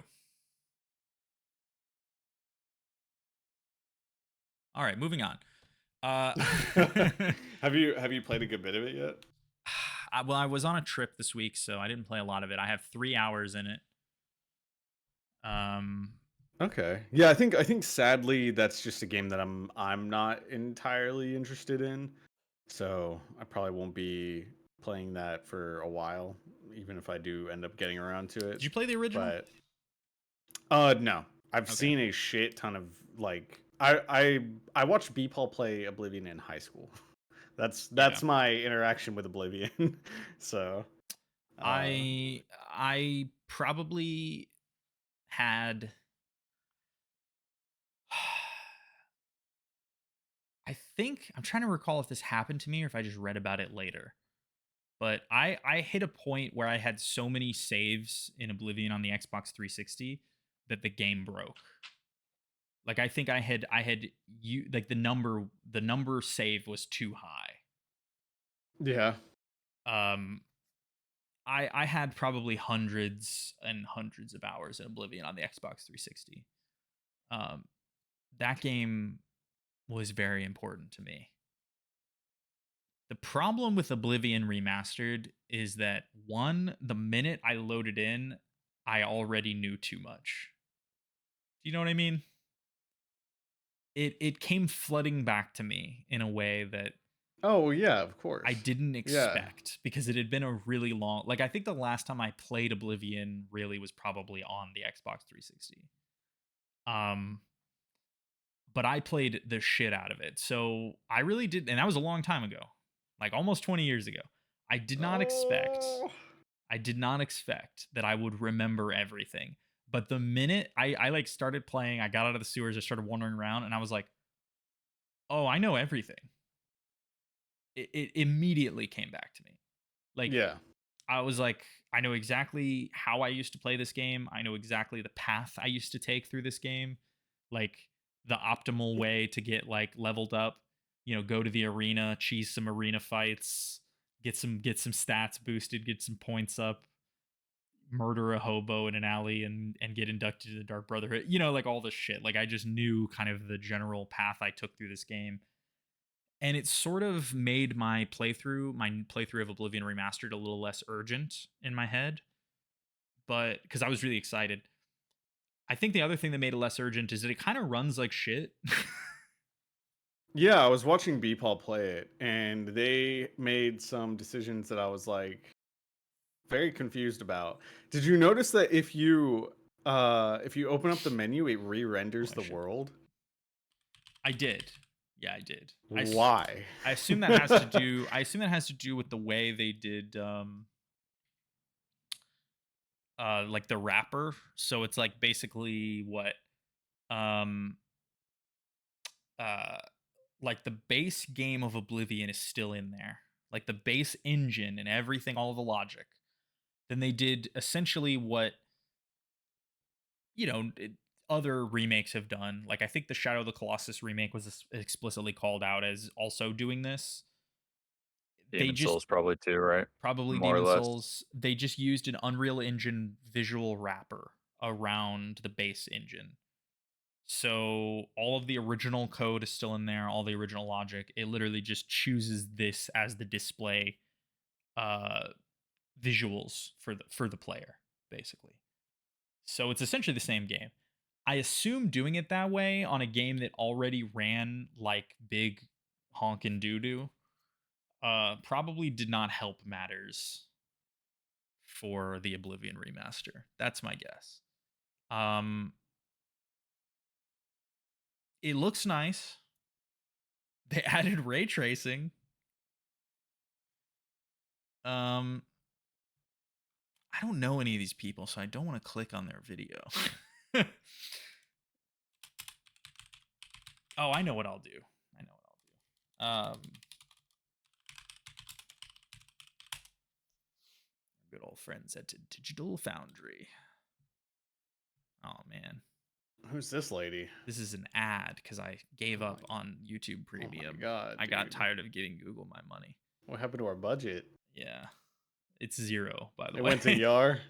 It It was a ad for ad remover, by the way. Yeah, I know. It's so funny. Um, yeah, I mean, you can see the difference between old and new in this video. They have some highlighted changes between graphics from 2006 versus 2025. I always love how whenever Digital Foundry does these like old comparison videos, if it's on a PC, Alex Battaglia just has the old hardware from 2006 available, so he just runs it on a period appropriate PC and captures off of that. It's fucking nuts. He's insane. It's so cool. No one is doing that. This is what he's running it on right now. A Pentium 3, like a fucking Hell yeah. ATI Radeon X800 XT. I don't even know what that is. Yeah, 2 GB of RAM. Yeah, Windows XP, baby. It's so cool. Yeah, when you see it side by side, it is pretty stark how different it is. I do also feel kind of similarly to some people in the Demon Souls remake remaster and in the no, that was a remake, wasn't it? In Demon Souls and in Shadow and all that stuff, Shadow of the Colossus, some of the vibe is lost a little bit Yeah, for of course it sure. is. Um, but they did a pretty good job of capturing it. But I think if the performance was better, I'd feel better about it. And I've got it down to a good place where I just took everything from epic down to high. The Game Pass version, by the way, got patched, and for some reason DLSS was completely removed. So it's not even an option right now. So I'm running this on Lumen ray tracing low, and the Lumen ray tracing quality setting doesn't seem to have any major effect on the visuals, at least what I could tell. So I'm just running that on low, and it saves me like 20 frames. And then uh DLSS off, obviously, because it's not even an option right now. And I'm getting like 80-ish frames, 80 to 100 on average outdoors in the open world, which I think is not good for a game that looks this, but also not, it's playable. The big problem I was having, which seems to have just gone away, is the game was just crashing. It would just hard freeze, and I would have to close it out from the control panel. Or from the task manager, excuse me. So that's not good. And that was really bothering me. So I didn't play it for like a day or so. And then I went back in and I realized it just isn't happening anymore. I don't know what happened, what the change was. I didn't change anything noticeably. I don't think they patched it again since they did on Friday morning. So, DLSS. uh huh. DLSS. It was the DLSS. No, because it was happening both before and after. So I don't know. It just Yeah, I don't basically between Friday and Saturday, it stopped crashing, and I do not know why. What was even funnier was I loaded this up on the Xbox because I was like, let's see what it looks like, and also maybe it won't crash. I loaded it up. It looked fine, looked pretty good. Ran not great. I mean, it was okay. Again, playable, but not amazing. And then I rode my horse and I walked into an inn and I got stuck in the environment and I That's was Oblivion, baby. trapped there. And I was like, what the fuck? And it was close enough that I could reactivate the door. So I reactivated the door and went outside and I could move around again. And I was like, huh, that was weird. So I went back in and I was stuck again. I was like, what is going on? And I reactivated the door to go outside and I got stuck in an infinite loading screen on the Xbox where the loading thing was just spinning and I was just sitting there. And I was like, how long is this going to be? So I waited. I like took my phone out and I just sat there. I was like, uh-huh. 5 minutes went by. I was like, this is not gonna move. I sat there for That's 5 more minutes. that's cinema, bro. And They recreated the bug from Fallout New Vegas's Xbox 360 version. yeah. And then you know what? I went that this is when I stopped the Xbox version, went back onto the PC. It had auto saved and the saves carry over, they sync automatically. So I loaded it up on PC and I was inside the inn where I was stuck. No longer stuck. Never crashed again on the PC. I do not know why. I do not know what happened. Fucking strange. Video games, man. Video games are weird. I've gotten stuck on the terrain in Expedition already. Dude, me too. It sucks. So I had to, but if you're, yeah, so you know how you can do if you hit the right bumper, then they'll do the, and then they'll Yeah. do the fucking splooge out Yeah, yeah, in a yeah, cone in yeah, front of them. yeah. Well, it moves their model a little bit. So I was like, oh, I got this. And so I just started spamming it, and I was sitting there for like 1 minute, inching my way out of the By terrain the the whole way, time. can you do that whenever you're approaching an enemy in the like overworld before a battle, and will it help? Will it give you an advantage in the battle? Yep. They did Works not exactly mention the that in same. the tutorial, did they? No, they don't. They just assume that you know that shit. I, I didn't even know I could do the splooge until like 5 minutes before I quit. So I've been through like the Wait, really? whole yeah. So I'd been like through the entire beginning of the game just walking into enemies. Oh, I could have swore they told me in the normal environments that you could do that.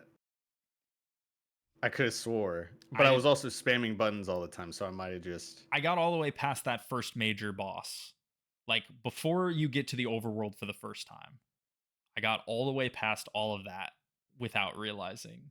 And then I got into the overworld and I accidentally bumped the trigger or the bumper or whatever and it did the thing and I was like, what the fuck is that? Yeah, dude, you got fucked. I don't know what to tell you. So what does it do if you do that before a battle? It just ensures that you fight first. Okay, You're you're I was fighting not first the entire beginning of the game. I was just like, my speed stat is really low, man. yeah, that's crazy. At least you found out. At least you found out now. Video games, bro. Video games. Yeah, It's probably me. I probably wasn't paying attention during a tutorial. there's been a few moments in 33 where I feel like I have encountered some pretty serious, pretty heinous bugs Really? already. Hmm. Yeah. Well, it also crashes randomly, and I can't replicate it, so I have no clue what's doing it. But it will crash, but luckily it saves every like 5 seconds, so who Yeah. cares? It's It saves every 5 seconds, and my computer's fine, so I just reboot it. that game uses Unreal as well, I assume. It looks like an Unreal game, right? It So literally looked, yeah, it looks like it was made in Unreal, so 100%. But I was telling Crossley this was like, I was like I'm very happy with how they've managed to create a world that still looks so uniquely theirs. mhm. Like I mean, there's nothing like it. There's nothing that looks like Expedition 33, period. But at the same time, like you look at it and you're like, yeah, this is a fucking Unreal Engine Yeah. game. Yeah. I mean Oblivion So has the same thing, although I think it's a bit more successful in its texture work, in my opinion, than Expedition is. But I mean, of course it is. But like, I mean, it looks yeah, prettier, yeah. there's something about I'm kind of sick of Unreal Engine, Yeah, I agree. which is I was sad. thinking I was literally thinking of that like it sucks that that 33 is my most I've been the most impressed by Unreal Engine with 33, I think. Um because all other games that use Unreal just look the same. They look like so incredibly fucking similar that it almost pulls the developing soul out of it. It feels Yeah. like. But yeah, I wish that I don't know how it happens, but they just all look so fucking similar. Like I don't know if it's the lighting effects that are really like the main. I think it's just the tool set in what it enables developers to do. It creates like a basic style that is going to be replicated no matter what. You know what I mean? Um, there's obviously art style differences that will change. Like Oblivion and Expedition 33 do not look the same in literally any other way.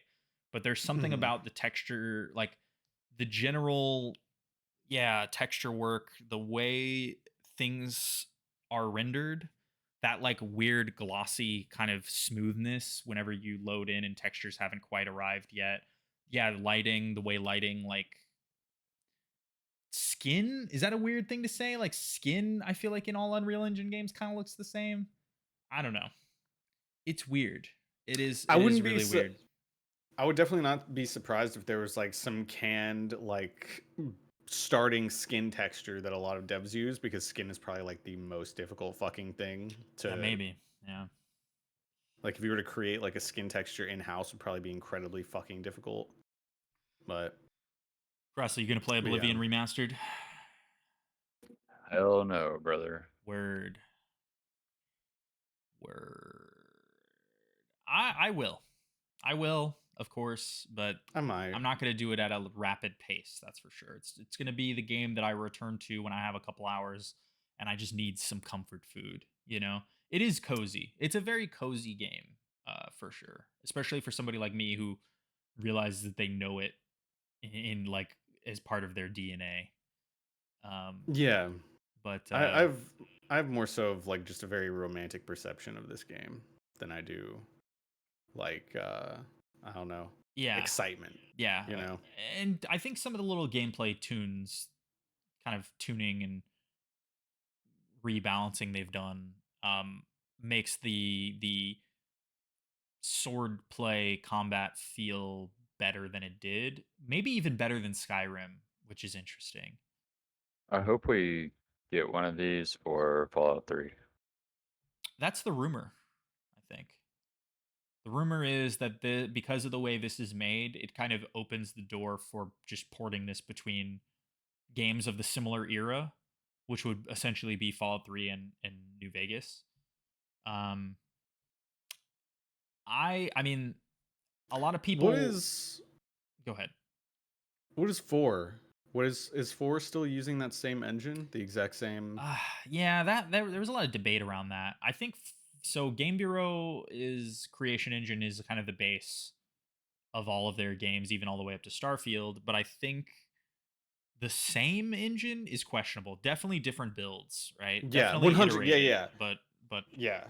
and they continued to do more in terms of adding in features and functionality and whatever, obviously. But yeah, there just seemed to be a shared code base between a lot of those games. Um, I think, and I'm It's just sure. interesting to me how well this works. How it Well, seems to be taking like all of the original inputs, or not inputs, but just the the inner workings, I guess, of yeah. the original engine, and then just piping it out to like to render it in an Unreal Engine Well, fashion. I don't know. the It's really interesting. first time I remember seeing this was the Master Chief Collection. Oh, Maybe Shadow of the Colossus remake was before that. No, I don't think so. I don't think so. But yeah, Shadow. The remake for Shadow was done by Bluepoint, right? I didn't it even know that they was. used this. Yeah, it was. But um, yeah, I agree though. It does seem like a simple way to not simple, but it does seem like an efficient, I guess, way to get something like this done. Where it's like we don't want to remake from the ground up, so we're just gonna, we're gonna put this new wrapper over it. It's almost like a mod, really. I mean, in some Yeah, I mean sense, it's like a professional tier. Um, it's very cool. Yeah, Fallout 3 with and like an Unreal Engine 5 visuals, I think would look really really amazing. I think yeah. honestly, it might pull it off better than Oblivion, just because of the setting and everything. And Unreal Engine goes for Fallout 3 seems like more like it's attempting like a real world visuals, Yeah, yeah, and you know what I'm saying. And like Unreal Engine does that just better yeah. than it would like attempting to recreate the like pretty unique visual aesthetic for I Oblivion. think I think the But one I mean, it looks amazing. the one thing about Fallout 3 that would be interesting is we kind of already have an idea of what all that stuff looks like updated because Fallout 4 is so similar. Yeah, Um but yeah. Yeah, I don't know. I'd like to see that. I'd like to see all of it. I mean, they really fucked up by not doing this to Morrowind in my opinion, but uh, it based on the fact that they skipped it, it does seem like they don't intend to. Would be my assumption, which is crazy because if there's a game that deserves it, it's definitely Morrowind. Maybe, honestly, maybe what they decided is that Morrowind just needs a full remake rather than a remaster. Like it would just have to be done again. Um, that's why it it might just needs have more to do with work. demographic reach as well. There's probably more people who know about Oblivion than they do about Morrowind, There's no right? That's what I way. was thinking. There's It's no. probably, well, I think it's probably easier to point at Oblivion and be like, look how well it did back then. If we do it again now, they'll love it. Sure, but also I think if that was the only reason for this, they would have just put out a full updated new version of Skyrim or something, because that game I'm sold sure way more they than everything. I'm You know what I sure mean? they did that recently. Like, you know what I mean? Like, when's the last time Skyrim got put out again? I don't know, 4 years ago, maybe 3 years ago. It still looks ugly as shit though. But yeah, they could have done Yeah, more. and So, well, but I think let's hold our breath. it must have something to do with the amount of work going in. Like, I think that while they did make some tweaks to the balancing and stuff, overall this is Oblivion again. And I think that they couldn't do that with Morrowind. It's just the mechanics and the systems are a bit too. I would be okay with it if They're they more just complex. made it look. But yeah, it's more of an RPG. It's not Yeah. actiony. It's all dice and chance. The combat is like swing, um, and here's a number. There's not really any actual action gameplay involved. So I think they really just decided that would be too much work to get it to a new audience. Let's just do this while we can do it. Um, that's my guess. Is there someone in the background spinning up a Morrowind remake? I hope so. I Fallout fucking I fucking 3. hope so. Yeah, Fallout 3. I mean, I wouldn't be surprised if that gets the same treatment as this. I think a lot of people think that that's the case. Um, let's do it. New Vegas too. I mean, all those games don't run that well on modern hardware. There's a lot of issues. So, but I've played through 3 and New Vegas semi recently, like in the last 5 to 7 years. Those games kind of are fine as they are. Also, if they work, if they don't crash and they run on your system, they play fine. So I think that is the litmus test for this. They could just make it a little prettier and it would be okay. Yeah. Like as long as they don't have to modify the underlying systems, Yeah.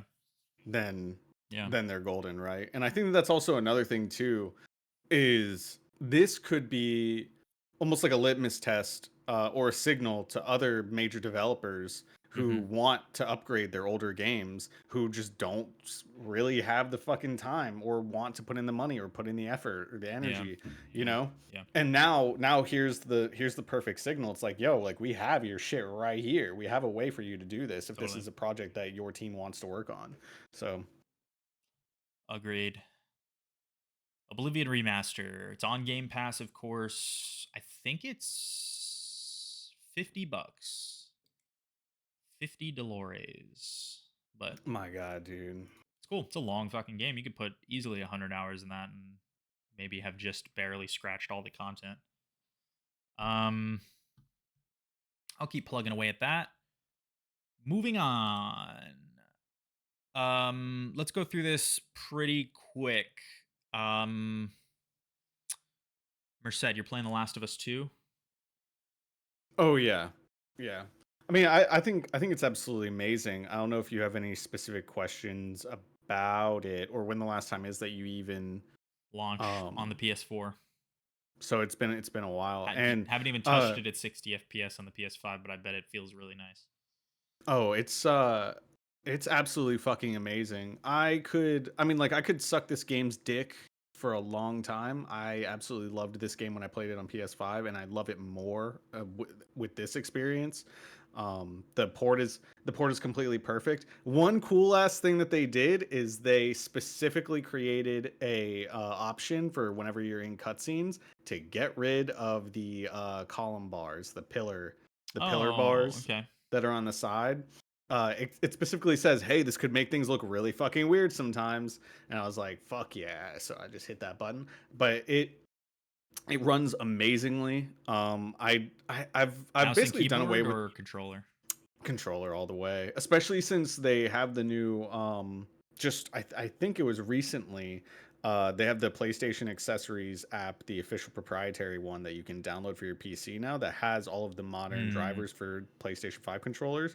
So once it detects a game that was a Sony Productions game, then it will work exactly as intended even if it's using Bluetooth. So Gotcha. there's full haptic feedback, full vibration mapping on the controller. So like, you can do all the fun stuff like when your fucking light starts to go out, your flashlight, then you have to like do this and then it'll turn your fucking flashlight Oh, back that's on cool. in the Okay. game. Okay. So it's like, yeah, like small stuff like that, Yeah. like is always awesome. So yeah, I've been using the controller, but yeah, I mean, it's the same game, of course, but with all of the DLC and the roguelike mode added into it. So I've been playing on the hardest difficulty, and it's been so fucking amazing. In terms Yeah. of a cinematic video game experience, probably the best one that I've had, if I had to guess. I would put it up against like God of War is probably the next best one, just in terms of like just being cinematic. You know what I'm saying?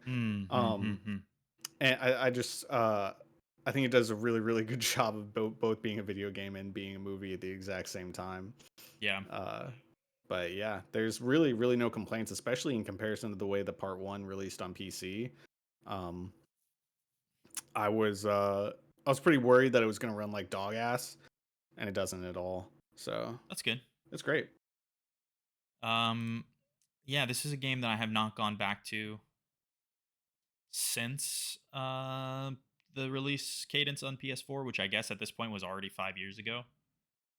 It was like a 2020 game, from what I recall. It was like months before the PS5 came out. Is my memory of it, and yeah, I think I will. There is a playthrough of these games again in me. I think I've played through The Last of Us 1 2 or 3 times. I think I did it once on PS3 and then once on PS4 when it came out on PS4, and then again right before Last of Us 2 came out. Um, my memory is that I like the first game a lot more, but I think the gameplay of the second game is better. It's just the game's a little too long, is my memory. I found myself getting a bit worn down, which I think is kind of the point. Like they're trying to bring that in from the narrative into the feeling that the player To has. elicit that emotion, yeah. Yeah, but I mean, it was a slog for me near the end. I was getting kind of frustrated, not because the game's hard, but just because there's just a lot of it. There's a lot of combat. Um, Especially if you do a lot of the open world segments, like all the extra shit that you can do.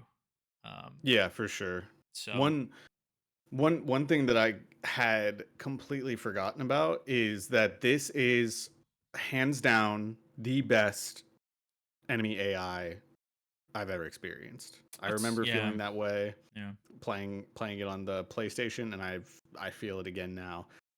They react so fucking humanly. Hmm. The decision making of the AI is so fucking human, and then pairing that with the game attempting to really ground the world so heavily by having the enemies, if you like shoot, you can like shoot someone and then keep moving through, and then one of the enemies will come on someone and they'll be like, no, they killed Sarah, and then Yeah, they'll yeah, like call out and shit, yeah. It is like cool. stuff like that is really cool. And like Yeah, they'll keep track of their names and everything, so whenever they do call out to each other while they're alive, they'll call out the same name once they find the dead bodies and yeah, everything. yeah, All of this stuff culminates into like one incredibly tight combat experience that I don't know, dude. It really, I think that Naughty Dog does it. I think Naughty Dog does this style of third person combat better than anyone else. Like it's not even fucking remotely close to me. yeah. It is a really well designed combat system and very satisfying. All the animations, all of the So visceral. yeah, yeah. Everything's really well done. So I think it'd be cool to see them continue along that development path with that new game that I forget the name of, the space one. Um, Bring everything they've learned over the years What's it into called, that. Crossley? Intergalactic. There Nice. you go. I was gonna say Interstellar. Yeah, that'd be funny. The official movie tie-in game. Um, Yeah, that's it's the yeah, same game. Same cool, game, runs great. So nice.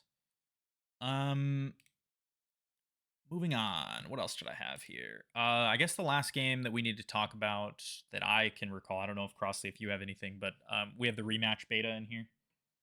Um, just throwing that out there. For those that don't recall, that is the multiplayer 5v5 I think primarily intended as a 5v5 game, although they also have a 4v4 mode in the beta I that we think the played ranked last said it weekend. was 5v5 only. Okay, I think. So there you go. So then clearly that is what they I think intend. it is supposed to be 5v5. And that could be, who knows, just for the beta. Maybe they'll have ranked modes for 4v4 as well when the full release. But beta was last weekend. It was a closed beta. You had to request access. Pretty easy process of getting in, by the way. Just register your interest on Steam or on their website, and within 24 hours, I think everybody we knew got in. Um, a lot of people are joking that it's Rocket League, but with people like, um, I think it's actually better than that. I think it's Yeah, it's like soccer. actually it is just soccer. They've managed to find a way to. This is from the people who made Sifu. For those who weren't aware, Slow Clap, is that the Yeah, I think you're developer? right. Slow Slow Clap. clap. Uh, they've found a way to make the mechanics of soccer work, basically perfectly on a controller. There are some issues with the Aiming with passing, but I think that well, stuff takes to me, time. that's kind of part of it. But there are issues with the balance, I guess, of the rules that because it's not just soccer rules, right? Obviously, they've No, because there's changed no some things. offsides. There's no offsides, which I think is probably my biggest gripe with it. These people all look really annoying. I don't want to give any of these people view view count, I don't know. I'm but I'm torn on the idea of keeping offsides or not, only because I don't know how well the average like person is going to be able to adjust to having that rule constantly being in place. yeah. Because it's an awkward thing. Even if you're learning to play soccer IRL, it is a very awkward thing to get around, to wrap your head around. Like you cannot be behind the last defender, um, whenever a pass is initiated. That's just Sure. so I don't know how like it. I'm only saying that in the sense of like everyone else's enjoyment. I feel like it might be better if there's just no fucking rule for offsides at all. Yeah. Yeah, and it could just be something you need to work around, right? Always have one person back, basically. Yeah, other than the goalie, but yeah, they've just found kind of the best approximation of playing soccer on a controller that I could possibly imagine. The way the controls feel, triggers to shoot, face buttons for like passing, and some kind of complicated modifications to different dribbles and things like that. Um, it was just really smart the way they chose to handle everything. I think if the net code gets ironed out and they figure out the balance stuff, how they really want it to play, then I think this game has legs. It would be really funny to see this become a full-fledged esport, That'd be great. despite essentially just being soccer. Soccer. It is literally soccer, Yeah. and I like playing it. Just the moment to moment of playing it, I'm like, holy fuck! Like I felt like I was playing soccer, just Yeah. like strategically in my mind. Like Yeah. it was like back when I actually played soccer when I was younger, which I was like, this is fucking awesome. This is perfect. Like Yeah. creating space, making sure you're open, constantly moving, like just like being aware of everyone that's around you. It's just like really, I don't know. They nailed it. Yeah. I think do we know how much this is going to be at launch? I think they said it was $30, $35, right? Let me see. Yeah, $30 is right. June 19th. Slow Clap, published by Kepler. What do Huh. they do? Kepler is the publisher for Expedition 33 as well. Oh, nice. Good for Interesting. them. The developer of Expedition 33, just to clarify, just to cover our mistake, is Sandfall Interactive. So there you go. Yeah, interesting. But I agree. I think this game is going to Slow live Clap and also die. French. They are French. Slow Clap Oh, it is also French. Look at That's that. very Oh funny. my god, they're taking Yeah, over. They're fucking wow. It's the year of the French, bro. Yeah, It's dude. so fucking done. Yeah, dude. Holy shit. Forget fucking Japan or the US, man. France is the next territory for major video games. Um yeah, yeah, it's so interesting. Um I do think that this game is going to live and die by whether or not they can figure out the netcode in the next yeah. 2 months. They have 2 months to fix that shit. I believe in them, and I pray to God that they can get it down. Yeah. Because there are a lot of moments whenever we were playing the beta where it was like, "That's not what happened on my screen," but okay. Yep. Like, I don't even care. You can rip that shit away from me. I don't care. I just want to know what the fucking server said. Don't even give me what my Yeah. client said. Yeah. I don't need to know what my client thinks happened and then giving. You know what I'm saying? Yeah. Like, don't do that. Yeah. If they can somehow figure out a way to integrate some sort of like rollback feature or rollback similar feature into the Yep. game, And that's most of those collision issues seem to happen in relation to things like the goalie. yeah. So Have you seen whenever you're passing? Oh, that was another thing, bro. Fucking it was me and Brandon and me and Beepaw playing together, and the same thing would happen multiple times where the goalie would be standing still, whichever one of us it was, and then we would pass it straight at them, and then it would go straight through them. yeah, yeah, And the character wouldn't even try to pick up the ball. yeah, So they've got it's got to get ironed out. Which of course is a beta, so this is yeah.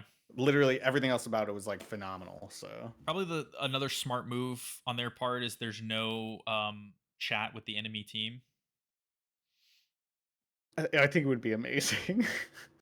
I think that's a disaster waiting to happen I for I sure. think it would be legitimately fucking amazing if you had the ability. If it was like local, it was literally only the people who were even like vying for the ball at the time, only they could talk to each other. Oh, That it's shit like would be so oh, if it was funny. like a like repo where it has like acoustics properly tuned and everything, so it sounds like if you're right next to each other. Exactly. Yeah. That would be pretty funny. But that I mean, it's just a disaster. They don't want to deal with we that. They where don't. you're like fucking with someone, you're like shoot, shoot, shoot, shoot, or like Yeah, like something like that. That shit would be so fucking funny. yeah, yeah. It would be very interesting. I mean, it's a different game. That would be a different game at that point. But Yeah. um, okay, yeah. I'm excited. I think if they iron out everything, it would be something that probably our entire friend group I could see getting really into for a while. The main thing I'm curious about is how long until it becomes more frustrating than fun. Because I at the tail end of the beta, I put it's about 12 hours into that beta. The tail end, I was kind of like, all right, I think if I had the option, if somebody put a gun in my hand and the enemy team, player was in front of me, would I do it? um, and on occasion, the answer was yeah, maybe. So Yeah, I think a lot of that frustration at the moment is coming from the net issues though. I think so as well. So, Yeah, collision issues, the net code, stuff like that. I think our character that we created, our characters we created, were pretty fun. oh Um, yeah. so yeah, looking forward to playing some more of that in June. There'll probably be another beta closer to release, so that'll be cool. Um, what's next? I guess I just want to mention this really quickly. Did you guys get a Switch too? No, no. I Crossley, think Brandon tried to. okay. But I think Crossley. I'm surprised on your sense. No, no interest. No. Even if it like runs Pokemon way nicer. Like, what if like the last what was the last one? Violet and Nicer than my PC? can you already emulate the Switch ones on there? you can emulate Switch games on PC right now. I guess Yeah. that's true. Yeah, what's that Yuzu or whatever that emulator? Yeah. Uh, There's there's a a few of few. them. Yeah. Yeah, It's not just Yuzu. If they shut down Yuzu, it's not going to affect the other ones as well. So I forgot about that. So that's you're just like doing that now. You don't do like multiplayer or anything.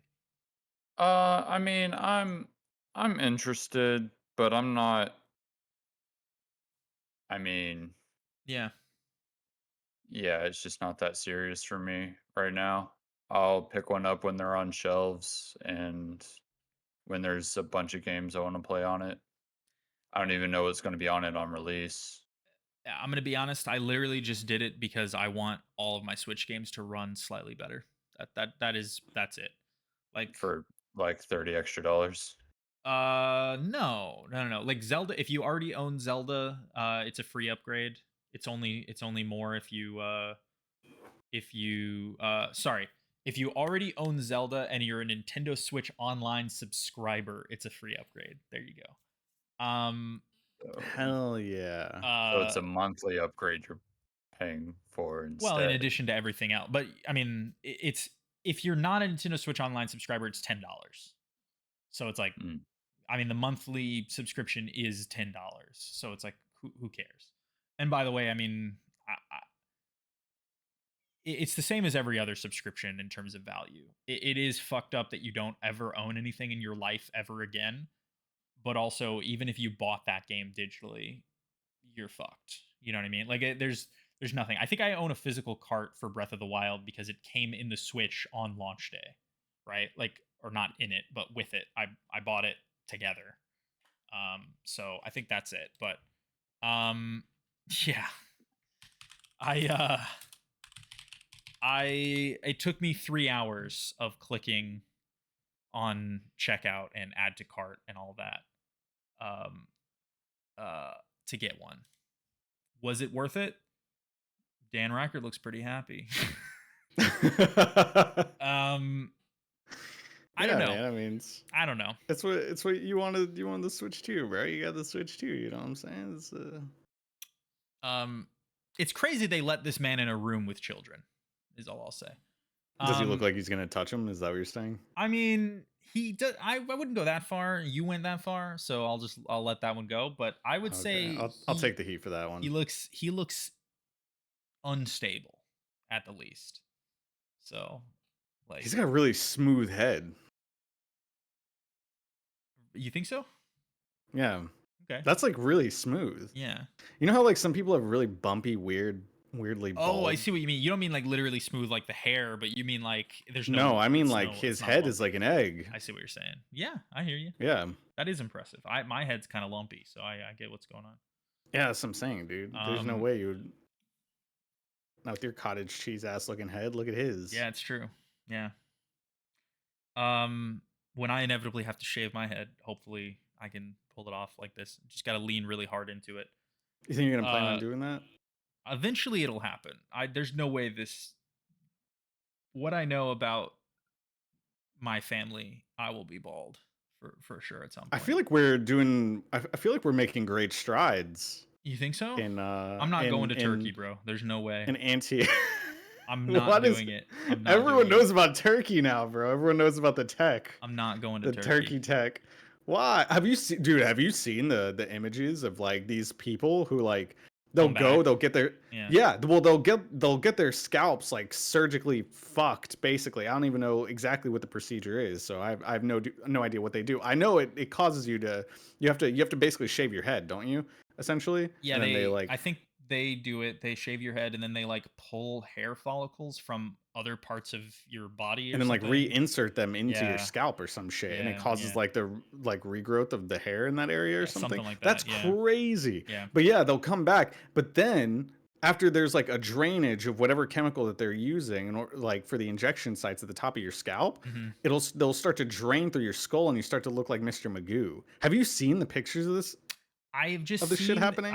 I've seen people say like you can't shower for like 2 or 3 weeks or something and it hurts really bad. That's all I know. And I've seen like people show their head and it's like really red and fucked up and there's Yeah. like scabs all over it and stuff. It And apparently you can't like lay on your side or anything, or you can't what? like sleep on your side. You have Do to you have like to sit sleep on up? your Do you back. have to sit up or something or no? They said sleep on your back. I don't know Oh, exactly okay. how that ends up working, but I think it's like sleep on your back because most of the time people tend to bald around this area and the top of the scalp, not like Oh. because this the that yeah, like what they're doing is I don't think it's like who goes fully bald. Does anyone ever go fully bald? I don't think so. It's always I just the top of your scalp, I right? honestly don't know. The top and the sides of your I scalp. think I think I've never seen a naturally fully bald person. I don't think they maybe exist. over time, So like if you just waited long enough, but I don't know.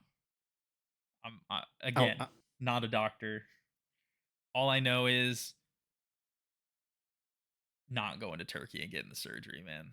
I would sooner just I'll do the Dan Reichert. I'll just Why? shave my head and grow a big beard. You know they like That would pay be for it. everything, right?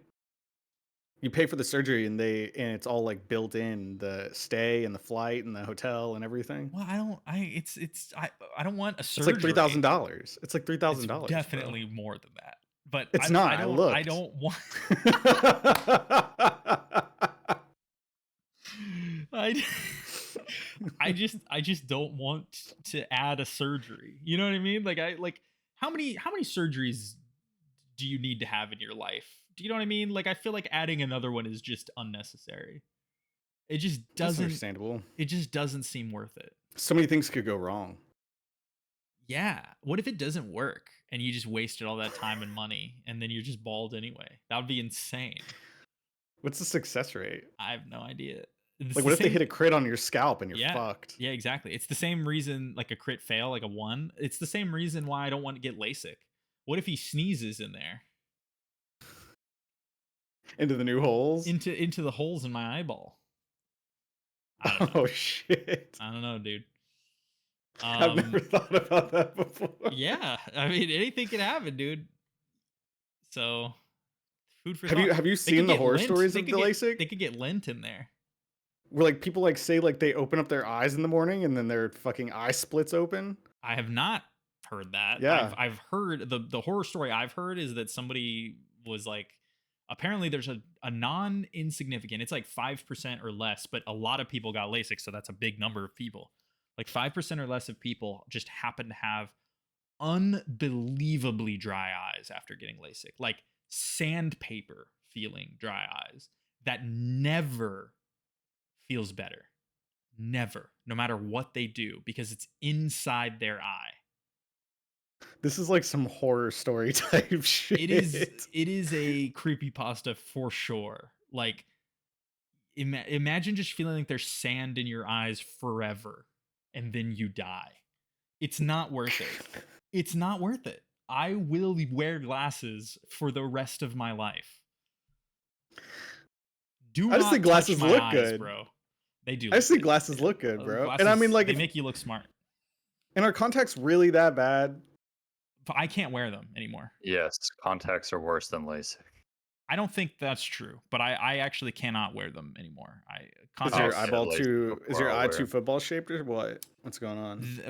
For whatever reason, contacts just irritate my. By the end of the day, my eyes are like bloodshot. I can't wear them anymore. I don't know what. I mean, I haven't tried in like 5 years, but I used to wear contacts. I wore contacts every day for like 10 years of my life, and then one day it was just a horrible disaster, and I can't. Were you taking them out at night? No, no shot. Yeah, see, that's what happened, dude. Yeah, never. The contacts, Wait, it's you all the actually other weren't? It's all the other contacts that are in the back of your eyeball that That's are causing not. the irritation. That's not it. Because I always had them still. You fucking idiot. You think I Wait, would know? you actually didn't take them out at night? Never. No. I Oh, got dude. contacts. I got contacts in 6th grade. I I like how you're wore. wondering why the fuck it was irritating your eyes. You Well- never took them the fuck out. No. So I mean, That I would mean- be so fucking. yeah, it could be. I mean, it really could be that. But here's why I don't think it is, because I wore them from 6th grade till way after I knew you guys. I mean, I was living in Chicago when I started wearing glasses, so I was probably like 24 or something, 25. I switched to wearing glasses just because, I was like, I think they look good, and contacts are kind of annoying to have to constantly take on and off, and they're expensive, and whatever. I was broke, so I was like, I'll just get a pair of glasses from Warby Parker for $100 and just have them. Wore those glasses for like a year. When I went the next year to get a new contact lens prescription and go back to wearing contacts, they just didn't feel good anymore. I like couldn't do it. So I don't know. It was just a year of not wearing contacts, and suddenly it was like, now they bother me. I don't know what that is. Is it revenge for me wearing them for 10 years straight without ever taking them out? Maybe the contact lens god is like, I'm revoking your contact lens privileges. But to me, that doesn't really make any sense. Like, It would make sense if it was that because like one day I had to stop wearing them because of that. But no, I just stopped because I wanted to wear glasses, and then when I went back to them, that was when they hurt. So It's you know, like you went from eating shit to yeah. eating real food, and then one day you're like, "Well, what if I ate this shit again?" And you're like, "Why don't I like this? Because it So was never good." you hate contacts that much? Maybe you're right. Maybe they were always uncomfortable, and I just Clearly, you dealt do with it. too. It's Yeah. true. Yeah. No, you're right. I mean, but there must I think be. they fucking suck ass. They are. It is kind of funny, like just how annoying it is to have contact there. But the one way in which they're better is any physical activity is worse with glasses on. True. That's it. That's the one thing That's when you whip out the goggles, bro. that I have considered it. I because I climb, and when I go climbing, I'm like, Do they have prescription goggles? I guess. they for sure do. What do you think I people who guess. I've just swim never or thought like about it wear or before. like go bike riding or all that shit? I just don't think you need to see while you're swimming. What Oh, about like if you're riding in the Tour de France?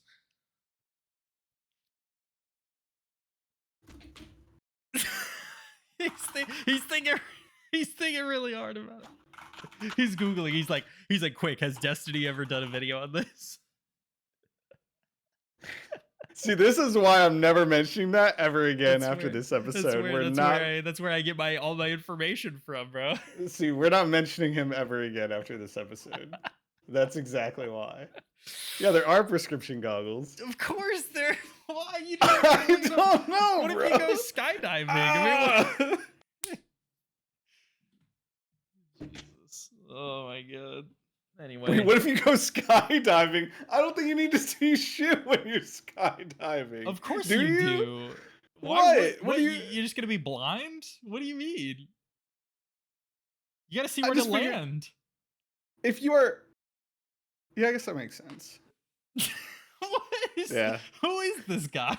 I just figured, I don't know, like while you're, I figured in my mind, it's like a video game landing pad where it's like a giant bright thing that is unmistakable, even if you are like nearly legally blind. If I in an emergency, if I really had to, I probably would be able to see something like that. But in a general sense, for my own comfort, like the minute I take my glasses off, I develop intense anxiety because I cannot see.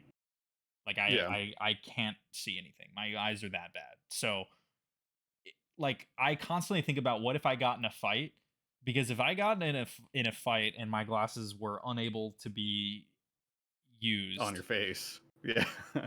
I would even have trouble telling who I'm fighting. Like imagine just slugging the wrong guy because you got him confused with the guy that you're fighting. It would be horrifying. It's a nightmare situation. Yeah, no, it's a 2v1. It's like enemies are just spawning in.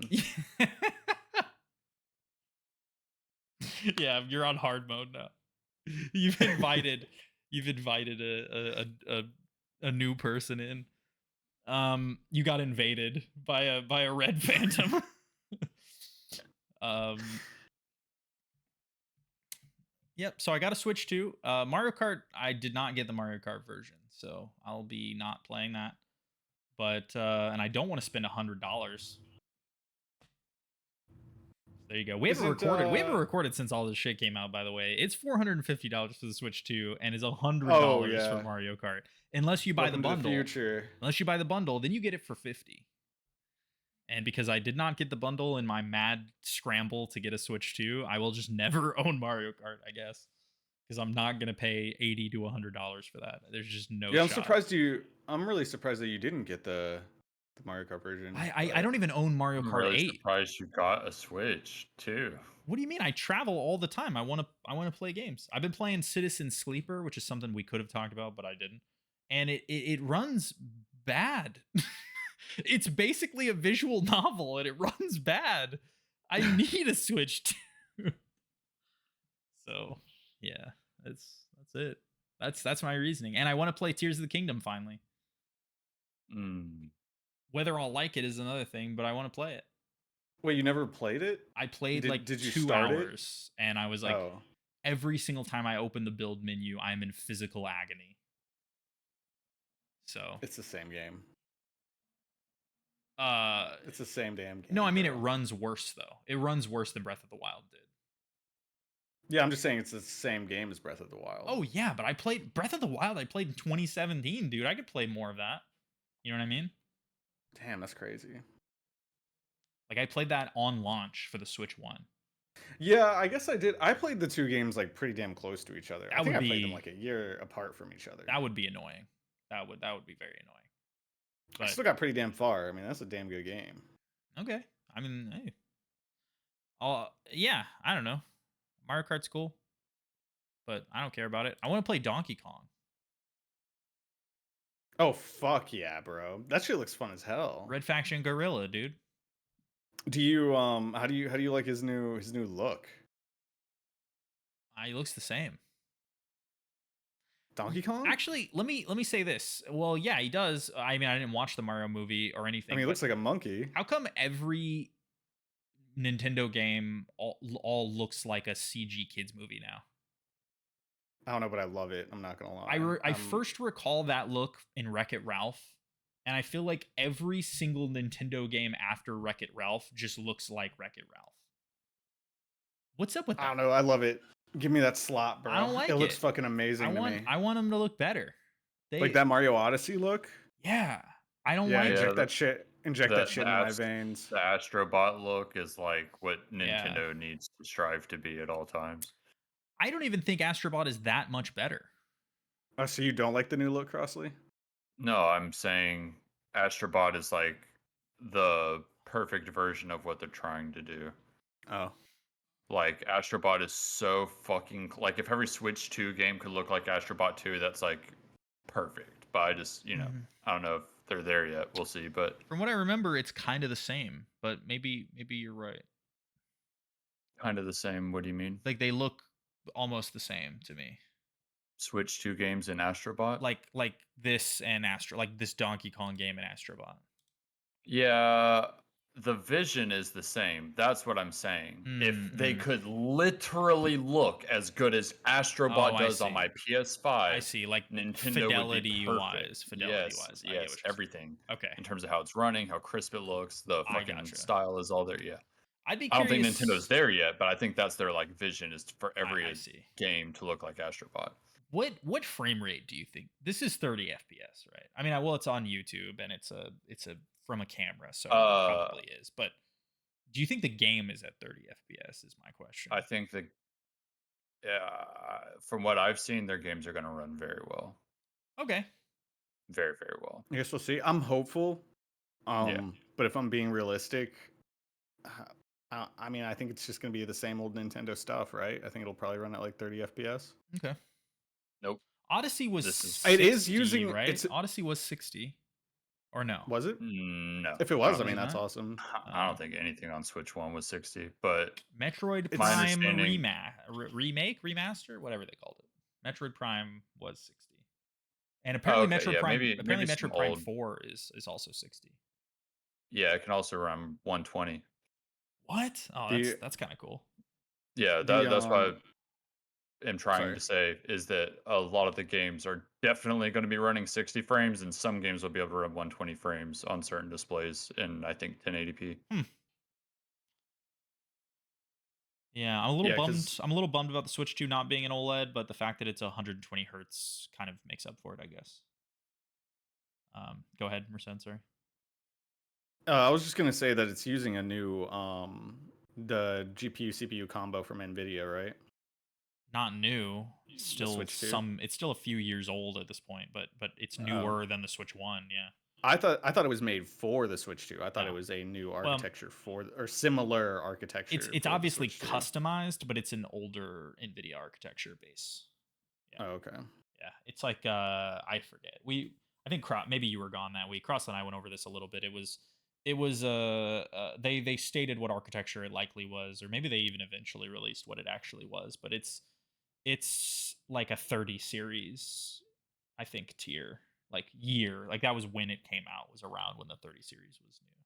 Which makes sense because they've probably been working on this for years at this point. So but that's what enables it to have decent DLSS performance, is that it's from that iteration. Yeah. Did you see Nintendo said that on release, or not on release, on presentation of all of these new games that they were showing off, including the new FromSoft game, Mhm. they said that none of them were using DLSS on the What? presentations. That would be I think crazy.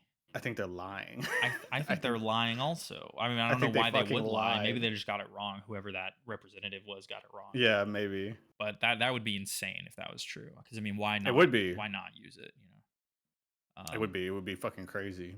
But yeah, I think the magnet attachment looks really good.